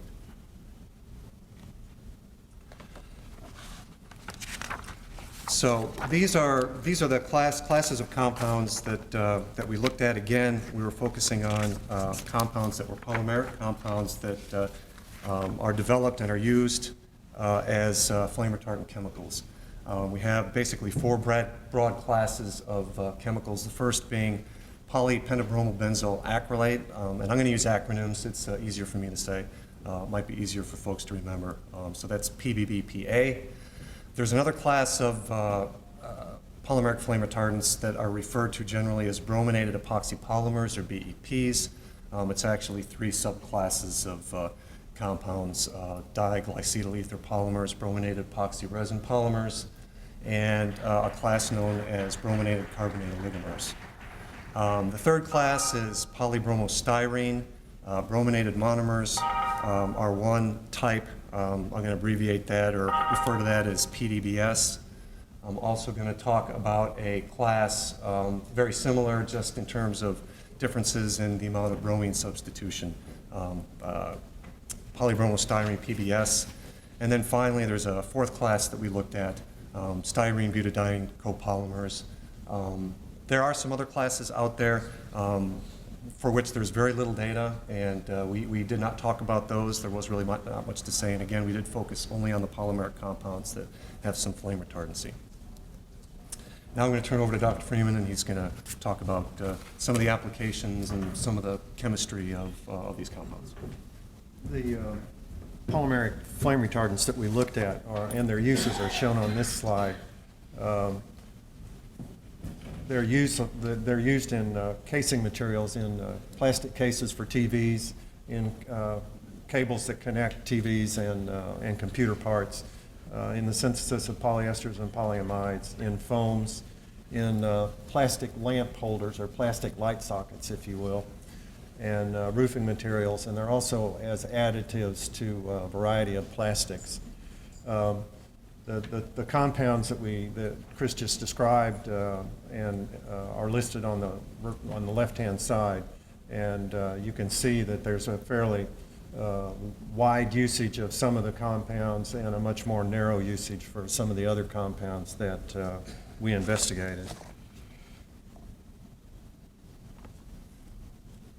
The methods that we used, we first found out what polymeric flame retardants or what flame retardants that are out there are being manufactured fit the definition of polymeric. This essentially a chain of like molecules that are covalently bound together.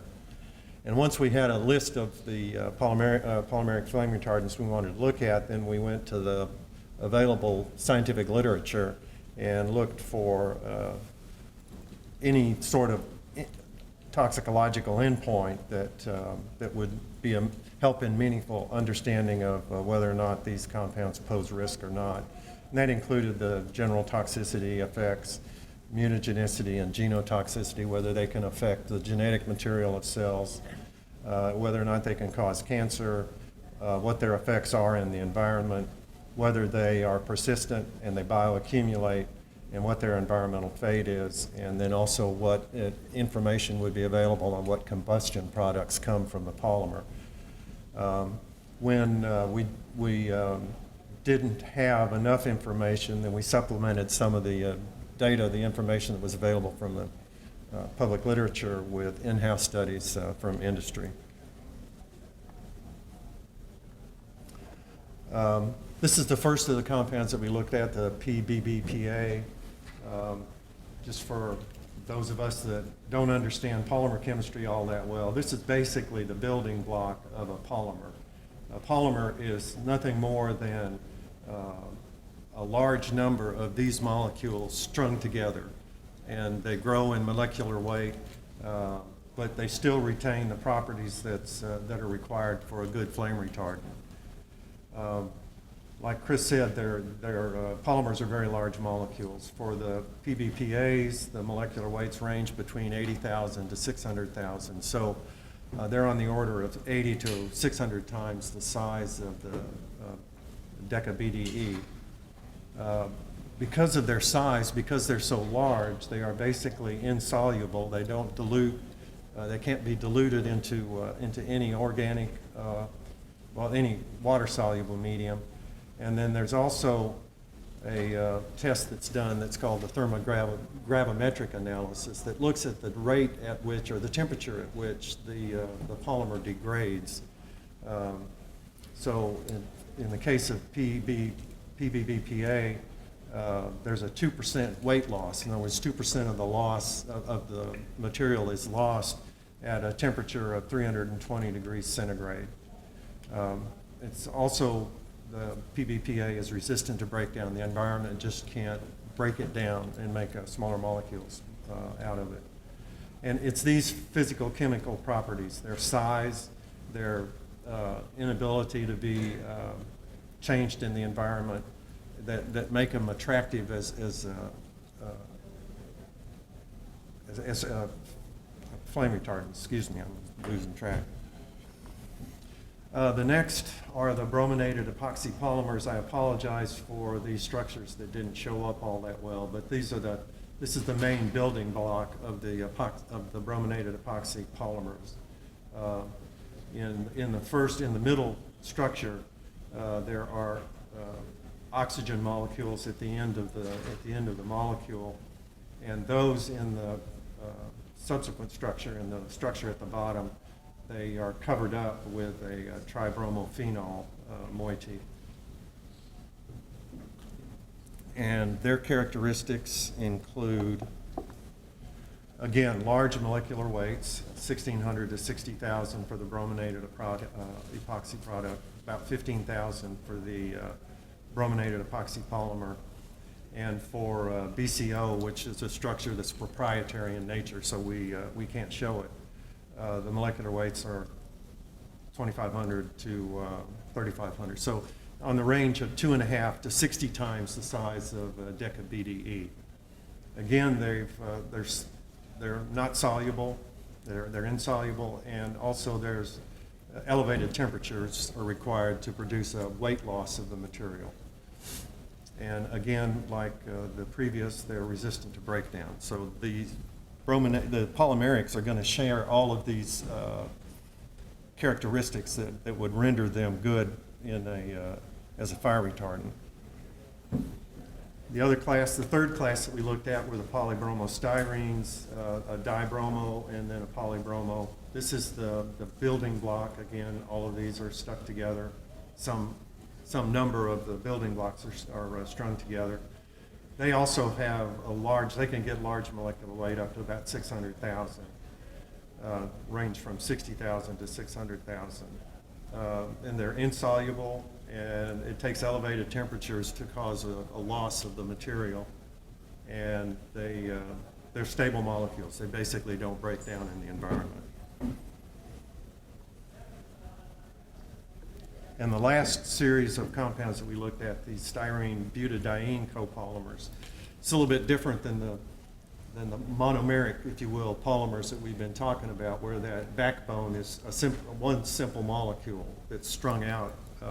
This one, the styrene butadiene polymers have two monomer components. They have a styrene molecule, and then they also have a butadiene molecule. And this sequence repeats throughout the length of the material. High molecular weight, again, 60,000 to 160,000, so they're 60 to 160 times greater in size than deca-BDE. The solubility on these compounds has not been determined, due primarily to their polymer status. The thermogravimetric analysis, again, shows a 5% weight loss at temperatures between 240 and 250 degrees centigrade. Breakdown's not been reported, but it appears to be a stable molecule. Oh, thank goodness we're done with the chemistry. And this is the toxicological and regulatory basis for the use of polymeric flame retardants. In both Europe and in the United States, there are exemptions for polymers that don't have to go through the same testing that other compounds would. And this is just a simple recognition of the fact that a polymer is a large molecule. And as humans, or as any biologic system, there's usually some sort of barrier between the outside environment and the inside environment. If the material that's in the outside environment can't penetrate through that barrier to get to the inside, then there's a large factor of safety that's applied to the compound. So basically, that substances with a molecular rate greater than 1,000 can't be absorbed in the digestive tract. There's also a guy named Lipinski, Christopher Lipinski, back in 1997, came up with what's called a rule of 5, which basically means that there are certain physical-chemical characteristics of a drug that determine whether or not it can be absorbed across the membrane. If a drug can't be absorbed into the systemic circulation, it basically serves no good for the patient. It's got to be absorbed, reach its site of action, and perform the function that you want it to perform. And what Lipinski's rule of 5 suggests is that molecules that have molecular weights greater than 500 show a diminished potential to get to an active site within the body. The industry's taken on a tiered approach in terms of coming up or designing polymeric flame retardants that get away from the problems associated with deca-BDE. There's an initial screen and literature reviewed for a hazard assessment. What does the literature tell us about the class of compounds that are going to be synthesized as flame retardants? There's limited testing and then quantitative structure-activity relationship modeling to assess the flame retardants for occupational safety. There's also an assessment of persistence, bioaccumulation, and toxicity, as well as the mutagenic potential. Again, looking for low PBT and low mutagenic potential. Mutagenic meaning interacting with DNA. And then there's laboratory testing done to assess mammalian toxicities. which may lead to an evaluation of the need for other subchronic or developmental mammalian toxicities. And back to Chris. So again, we relied to the extent that we could on peer-reviewed literature and what they told us about these classes of compounds, and we supplemented it with data from industry and conversations with industry chemists and toxicologists about these compounds. And let me talk a little bit about the symbolism used here. The negative signs or the dashes indicate that there's a lack of an effect. A plus would indicate that an effect was seen for that particular attribute. ND can mean a couple of things. Not determined is what it means, but it could be due to most likely, as Richard said, the exemptions and the reasoning behind not testing certain attributes because of just the physical chemistry and the polymeric nature of these compounds. So that's the symbolism we'll use throughout. Just a little bit about the particular tests that are used to assess toxicity. I kind of touched upon them earlier. Acute toxicity tests are usually tests that are short-term, conducted with high doses of chemicals, and you're looking at things like mortality in a test population, but it's a standard test that's used in most toxicity test batteries. Chronic toxicity tests are, as it implies, tests that are conducted over a longer term, maybe days, weeks, months, maybe in some instances the lifespan of a laboratory animal, which can be 2 years or more. Subchronic tests are tests that kind of fall in between acute tests and chronic tests, so kind of covers that gap. Mutagenicity tests and genotoxicity tests, as Richard talked about, are tests that look at the interaction of substances with genetic material like DNA. Carcinogenicity tests are usually specific tests, chronic tests conducted over a long period of time that look for tumors, principally in laboratory animals, or if we have worker populations that have been studied extensively, we can rely on data from those types of study to determine whether or not a compound is carcinogenic or not. Ecotox refers to studies that are done on aquatic species or terrestrial species, non-human species, looking at various endpoints of toxicity in those organisms. Persistence refers to studies that are either measured studies or modeling studies, predictive studies that attempt to ascertain whether or not something will persist in the environment, whether it's released from a product or disposed of. So that's persistence. And combustion is like it says. We looked at, to the extent that there were data available, the combustion products of some of these polymerics, and would assign a plus or a minus depending on what the data tell us. So for the first class, the PBBPA compounds, you generally see that the results were negative for acute and subchronic. Positive for persistence. These chemicals, as Richard talked about, due to their nature, their chemical nature, are designed to be persistent. They're designed to be around to do what they need to do, so it's not surprising that in the environment they are persistent. But I need to make a distinction between persistence in the environment and biopersistent. Biopersistent and bioaccumulative, I think, are different terms, and we don't want to confuse them. Because a compound is persistent doesn't necessarily mean it's going to bioaccumulate in an organism or it's going to magnify in the food chain. In this case, the persistence really just talks about the fact that it can hang around in the environment, but it doesn't biomagnify, doesn't bioaccumulate. So for the next class, the brominated epoxy polymers, again, these were 3 different subclasses of compounds. They all displayed very similar characteristics, and so we kind of came up with an amalgam slide for all 3. Generally, the results were negative for all of the types of studies that were tested. Under persistence, we don't have data. Again, these are designed to be persistent chemicals. They are designed to hang around and do their thing for a while. So even though we don't have specific data, we would assume that they would be somewhat persistent in the environment. For the next class of compounds, PBDS, here we came across a situation where the NDs really referred to the fact that there are exemptions for these types of compounds under things like TSCA and REACH in the EU, and that the physical chemical characteristics either make them exempt from testing. Their large molecules are not going to interact with biological systems. There is some data on acute testing for these compounds and on some chronic testing for these as well. Those were negative. The genotox and available mutagenicity studies indicated that these compounds were not reactive with genetic material.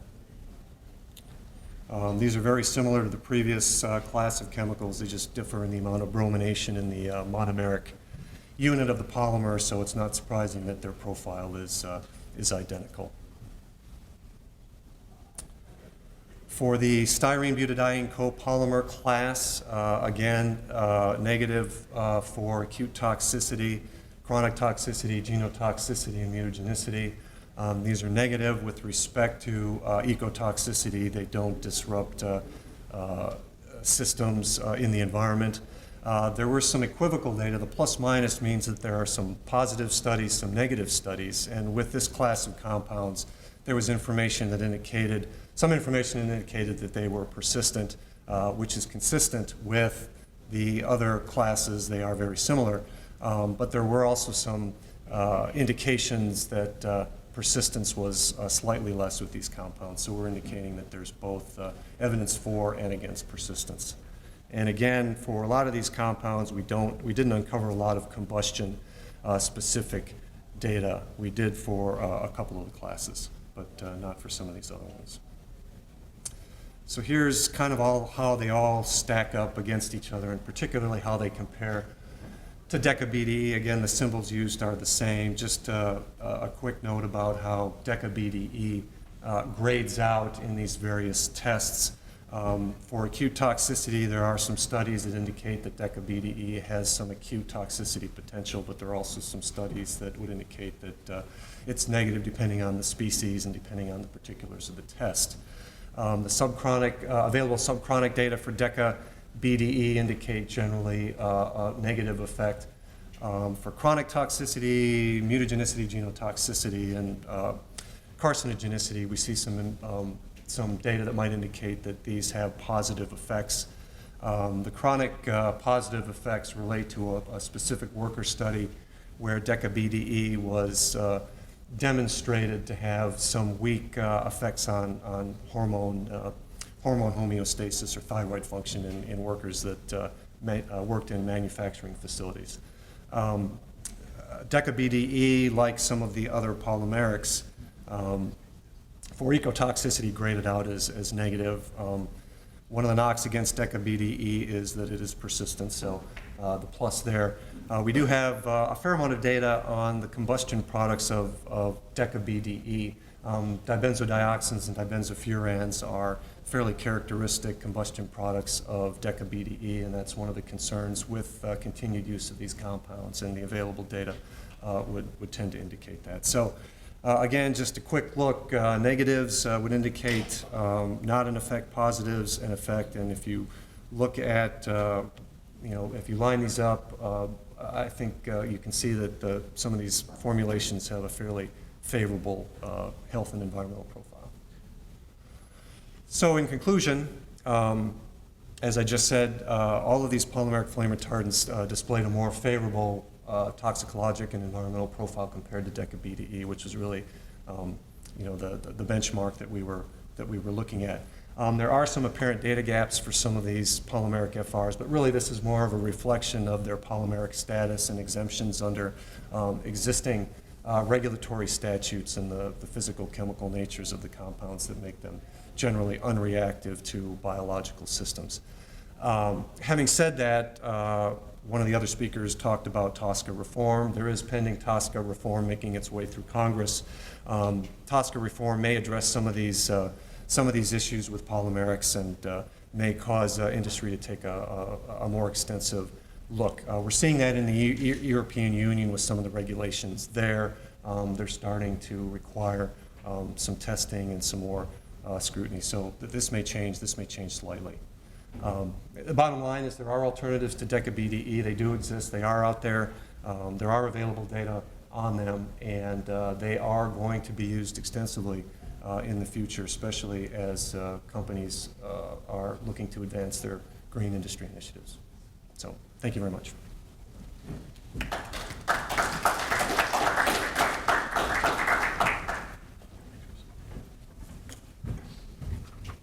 So I know we're running a little bit late, and I appreciate everybody's attendance and participation.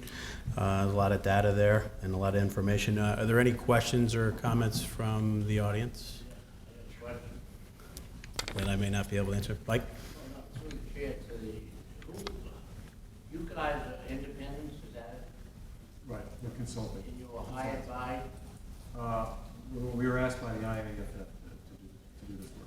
and how'd they come about you guys, you know? I mean, how'd they pick you guys out of the whole building and everything? Through industry folks that they know. Industry provides them with a list and they pick you that, I don't know. Yeah, I'm not entirely certain, but I think it's probably. But industry gave your name to them, yeah, not you personally, but the company. Correct. Okay, thanks. The microphone?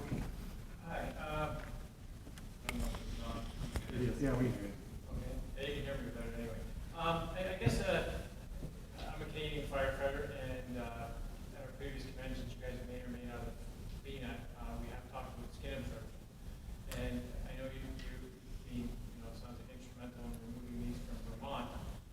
But I guess my concern or my question, I guess, is to the panel, or maybe several of you might combine to have this answer is, when we go to fires, we wear a breathing apparatus, and the average firefighter believes they're protected. I'm wondering, and I mean, I know we're focusing on DECA, of these, we'll say the polymers you were discussing, or the other ones, once you heat these things up and you wear a breathing apparatus, are we not getting these absorbed through the skin, through the products of combustion? Like with these things, I guess what I'm saying is we wear a snowsuit that's breathable so that we don't fall down and heat exhaustion. Yeah, we're burning a cocktail of chemicals. So, I mean, is there scientific data that, or is it your belief that when we go into fires, we are absorbing these toxins? I can start. I think you touched on a couple of things. You do have some barrier protection to your skin, your suit, and so that's one line of protection. Your skin itself can provide a line of defense. You've got several layers of dead skin that is kind of a barrier to penetration. Again, for these polymerics especially, they're very large molecules. They're fairly resistant to breakdown, and as a consequence, they're not going to be absorbed across the skin or across cell membranes very readily. So you've got really quite a number of layers and levels of protection, particularly for the polymeric class of compounds. The reason why I asked this question is we've had a workers' compensation study currently going on in Ontario, and they're talking about different products of combustion that we're absorbing through the skin through our lung here, and even when they burn clean, well, I'll say clean, but uncontaminated, I guess, pine wood, they were getting carcinogens through their skin. So I guess I'm just thinking, if they're burning chemicals that are protect fire retardants, I'm just trying to think. And then there's a synergistic, I would think, effect with furniture and everything else that makes up these products. Would we even know?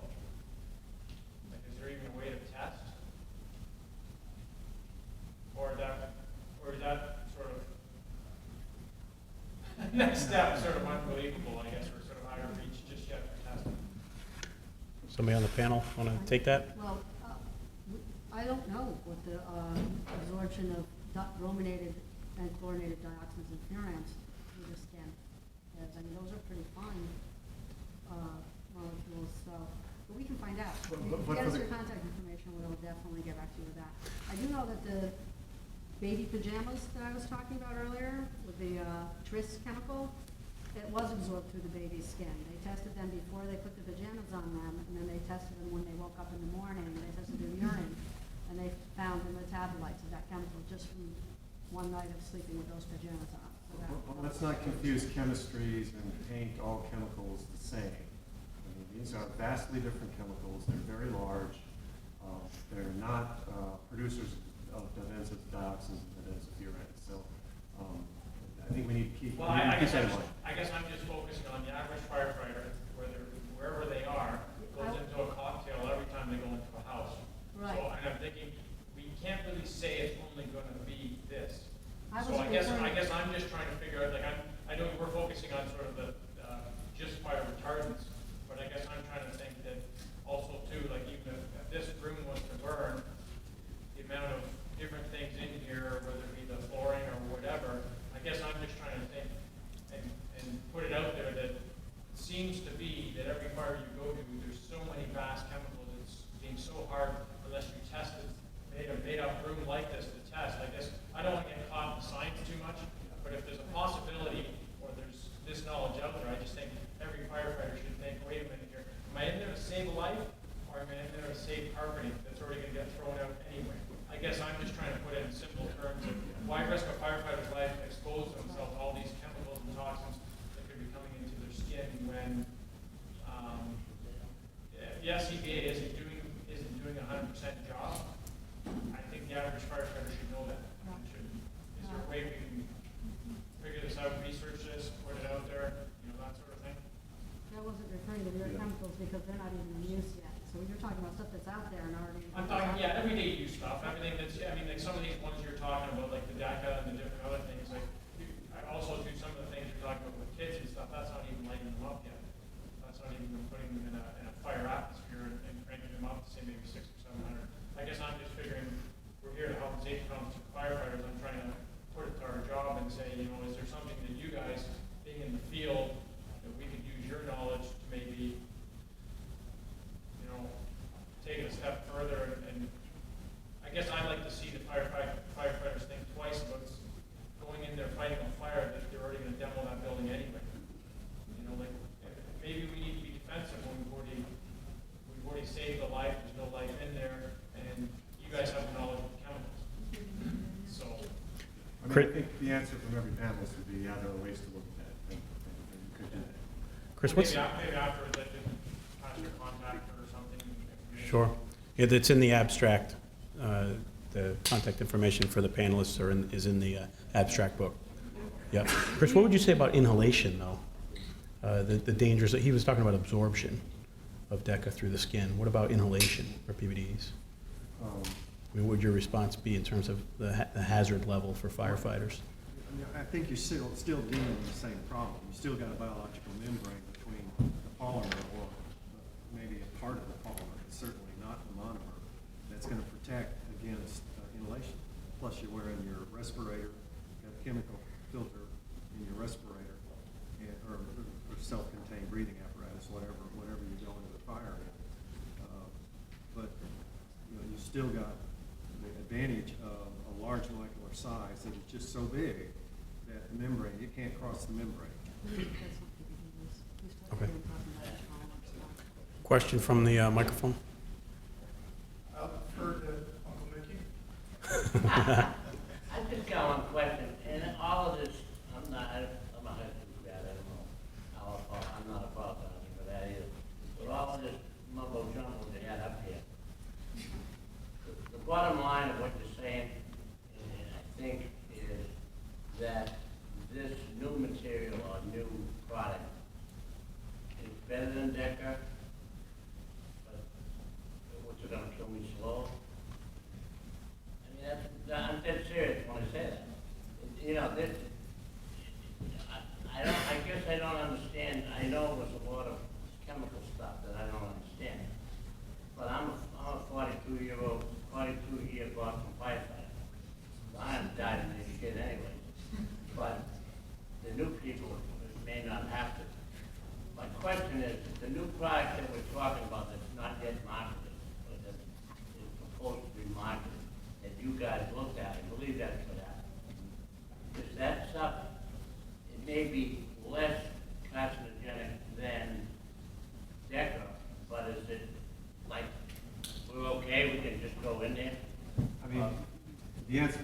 question is as simply, I guess, as we can. I think it just displays a number of more favorable characteristics to the extent that we have the information to say so, principally because of how big it is and how unreactive it is. It provides a lot of advantages over something like DECA or a smaller compound, which is, But it's not a guarantee, right?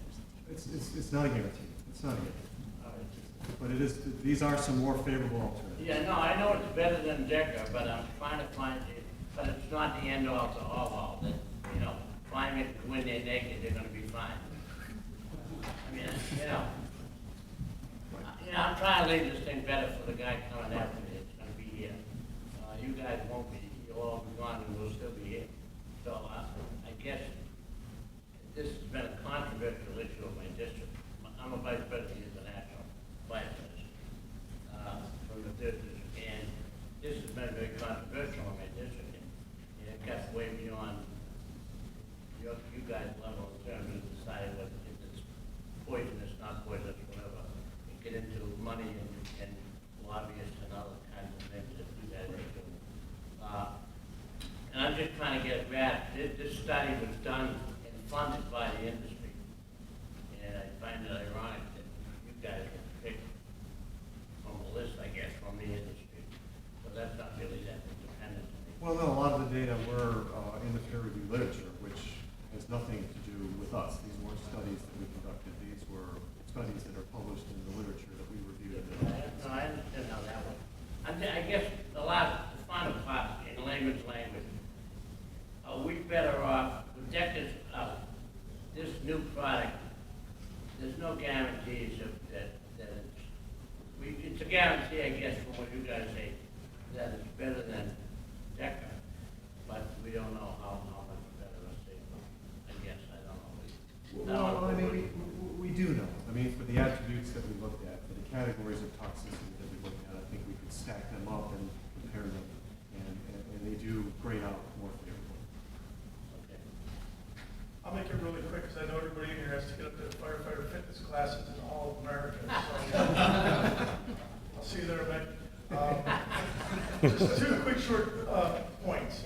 One, with our experience with the DECA products, it's really encouraging to see industry start to look inside itself and study some of the alternatives that are out there. And I hope, the quick question, what are your plans for further study, both inside the industry and from outside the industry and co-ops, and looking at its effects? And I understand the molecular weight would lock some of the absorption to the skin, but how's that going to affect us in inhalation?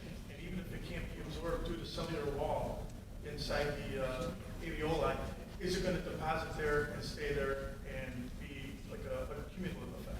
Probably not to your last question. I mean, you have various defense mechanisms that when you inhale anything of a large size that can't be passed across the airspace, you have cells and other mechanisms, just, mucus and, spitting up and those sorts of things that get rid of very large entities like a polymer. Asbestos and other products that are very large, yeah, we see those Well, deposits. those are a little bit different. I don't want to confuse Okay, this with no, that. I'm just Yeah. asking. Yeah, there are other mechanisms toxicologically that are going on there that are, that don't operate here. Neil? About 20 years ago, a woman named Deborah Wallace wrote a book called Toxic Fires in the Age of Plastics. Revolutionary book, talked about the New York City telephone exchange fires and how the cancer rates among New York City firefighters escalated. Dealing with the Teflon-based products that were surrounding wires in the sub-basements and subsystems, and just about almost 100% of the guys that went to respond to that fire are either dead or have cancer or lived with cancer throughout their career. I just hope that the industry that we're talking about, the chemical industry, it's something that's I go around discussing because we're constantly being exposed to it on everything. I don't think you can tell me that even though they're big molecules, they're going to be put in situations where there's a need for fire protection, like firewalls in cars and vehicles and stuff. That the energy of a fire is going to break down benzene ring, a halogenated hydrocarbon-based benzene ring, and there's not going to be free radicals of fluorine or bromine or iodine or whatever other shit they're putting on there. Because all studies have shown that even Teflon, which is a fluorinated-based product, can break down in a frying pan made in China doesn't matter, you know, they're gonna be put in situations where they're gonna be, you know, better that they're in a place where it's gonna be some fire retardant, and if it's necessary to be there, better than a frying pan, better than baby pajamas. But, I mean, I just think that industry is just, if you look at the, my uncle will tell you how many guys he's worked with who have died of crazy cancers, leukemia, lymphomas, blood disease, bone cancer, bladder cancer, liver cancer, brain cancer. We had a 49-year-old, my 49-year-old captain died of neuroblastoma. There's shit out there, part of my language, but it's in the products that we're making. It's getting in, you know, to our environment where we work, and we're going to just hazes of smoke and just, you know, investigations of odors. And what it is just this stuff that's just burning. It's smoldering. It's not free burning. The smoldering period is killing us more because we get there earlier now. We get there in the smoldering stage of a carpet fire, like Sean and the other gentleman were talking about. So, you know, from our standpoint, I gotta go back and tell my membership, this is what needs to happen. We all gotta get on board and, you know, just either stop producing this stuff or try and make it more fun. We're just sick of burying firefighters. Thanks, Neil. Yeah, sure, quickly. I think, I just wanted to say that these gentlemen are talking about just a very few chemicals, these polymers. What's out there now in use are a whole bunch of brominated and chlorinated and fluorinated chemicals that are just the chemicals you're talking about. They're halogens. That's the bromine, chlorine, and fluorine are halogenated chemicals that are out there in this room right now, the chair you're sitting in, and everything. So these folks are just talking about a few, very small. Oh, no, I understand. I Yeah, understand so that. you're absolutely right. I guess I'm just agreeing with you, you know. Yeah. Can I just add one more comment to that? sure. And again, Marshall Moore, Great Lakes Solutions, one of the manufacturers of the product. But I mean, to that point, the combustion products of any material are toxic. And so, when flame retardants are in materials that eventually are involved in fires, they're toxic materials, toxic gases that are produced. The flame retardants burn, and they're contributing to that, typically a fairly small portion of everything that's burning. But even yellow pine, if you burn yellow pine and you're exposed to that smoke on a regular basis, it's going to lead to diseases. So, you know, understanding your concerns, certainly free to agree with them. You know, one of the things that we're trying to do is make these materials less flammable. That's the whole purpose of the flame retardants, in terms of the rate of flame spread. I just want to make sure we're not confused by saying only halogenated materials when they burn lead to health concerns. So I think any material. No, I don't think I was saying that. I would just hope that what it sounds like from, you know, one side to the other is that we hope that you're not putting this up where it absolutely doesn't have to be for the purpose of creating profit. It just, you know, there's a lot of situations where it doesn't have to be. And you're seeing this stuff more and more, you know, from what I'm speaking to Maddie, and possibly in places where it absolutely doesn't need to be. That just puts us at a further exposure to it, whether it's just leaching or whether it's on fire. So that's my concern. Any other questions from the audience? Questions or comments? Rich? Thanks, Matt. I just want to make just a quick comment regarding the process, because I do know the answers, at least, to some of the questions that were out here, so a lot of them I'll give to you. When we put this workshop, and I apologize not being able to sit in this whole workshop, we had 7 of them going on at the same time, and I had to make the rounds, as you can imagine. But most importantly, when we put this together, we wanted to represent 3 basic views, I guess, if I can call it that. Certainly, we had Matt come up here representing, you know, the process that we made in many of our states, including the state of Washington, Vermont, Maine, California, where we championed, I guess, if I may, regulations to basically look at the brominated fire retardants, specifically DECA, and made a push to get that out of the marketplace. And I'm sure Matt did quite well in explaining the process and the barriers and those with us and those against us on that. But we wanted to certainly bring that view out and let people understand that. Secondly, we began the firefighter monitoring process, and we've been trying to do this now for, what, half a dozen years, or at least that long, decade perhaps, when we first talked about it. An opportunity just to go out and make some basic measurements of our members across the country, so we want to be geographically diverse, and to see what contamination in terms of in their blood that we were able to find, especially in relationship to the fire retardants, and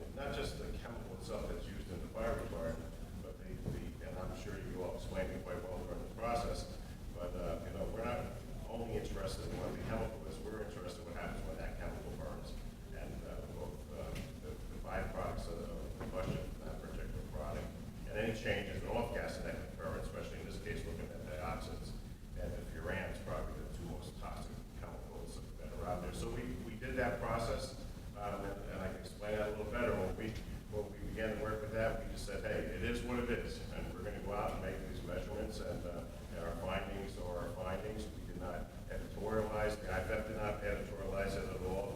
We were briefed by the crew from the beginning to the end of the process, and then we just wanted an opportunity to present what was found there as well. And then with the industry look at polymers, they came to us and they said, we'd like to look at that, but if they did it obviously would be an industry product. So we put together a list of toxicologists that looked at these products or were able to do an evaluation for us. And we vetted them. And I said vetted. We had the list of toxicologists we put together through our physicians that we work with all the time to see if people knew who people were. So we checked it out, basically, you and everyone else out. And we made a decision, and the IFF did make the pick. Industry, I'm not supporting them, applauding them, or not supporting or booing them. I'm just trying to give you the facts. And we went out and just say, hey, if someone's going to look at polymers, if that's going to be the next alternative to fire retardants out there, if someone needs to look at it. So that was our rationale and our drive for this process. Again, do we have a part in this? Right? Of course we do. And I said, certainly we want to make the living environment as least toxic as possible. We're all aware, I'm sure everyone who watched that, or haven't, I think there's a class here this week on it, the difference in the fires 10 years ago and the legacy fires, as they're called, and today's modern fire environment. Not just with the furniture that's on the room, but with the paint that's on the ceiling, sealed buildings, the rubber roofs, and everything else that's occurring today. We're in a much more not only toxic atmosphere, but a significantly greater fire load. So our part of the process was to get information out and to continue with this discussion, battles, discussion that can be characterized or anything, but without data, without evaluations out there, we're just throwing rhetoric out there, and we did not want to do that. So now we have a couple more pieces of the puzzle. Do we have all the answers yet? No, we don't have all the answers. We know that the brominated or all the halogenated products basically bioaccumulate, number one, and can be exposed to firefighters. And we also were well aware of the regulations that exist across this country in building safety codes that do require some fire retardancy. So it's balance and doing that balancing act. But at the end of the day, our concern is certainly to protect our membership and anything that we can do to reduce the exposure, whether it be better PPE, better training, or eliminating toxic products out of the marketplace. We're going to continue to strive for, and no one's going to tell us what to do. But we'll certainly partner with anyone that wants to partner with us. But at the end of the day, it's our stuff. So I think we've recently done that, and I knew we wouldn't leave here with all the answers, but I think we're just making more pieces of the puzzle, and we're doing a better job, and we know how to move forward. I think the testing that was done, we've added that to a process for evaluations of firefighters, and again, at the end of the day, we just want to make our members safe. So I do apologize not being here for this whole thing, but I just wanted to make it also clear that no one was driving us on this issue. We wanted to make sure that we were driving the train and not being the caboose. And certainly, we're going to continue to support, as people are well aware. We worked with the industry directly early on in the DECA thing to push the mandatory phase out. EPA finally woke up and participated in that process. And again, we still, even after that agreement was made, an EPA's agreement made, we still have been and continue to assist our state and provincial associations if they want to go on eliminating any products in their state. One agreement did not negate any of the other ones out there, and we will continue to do so to support our members on whatever level to make the environment just a little bit less toxic. So I thank you all for coming here, and if I didn't clarify it, let me know, and I can ramble on a little more. But thanks all. Thanks, Rich. Any other questions or comments? If not, if you could fill out the evaluations and leave them with Jonathan Moore in the back table. And again, thank you for your time and participation.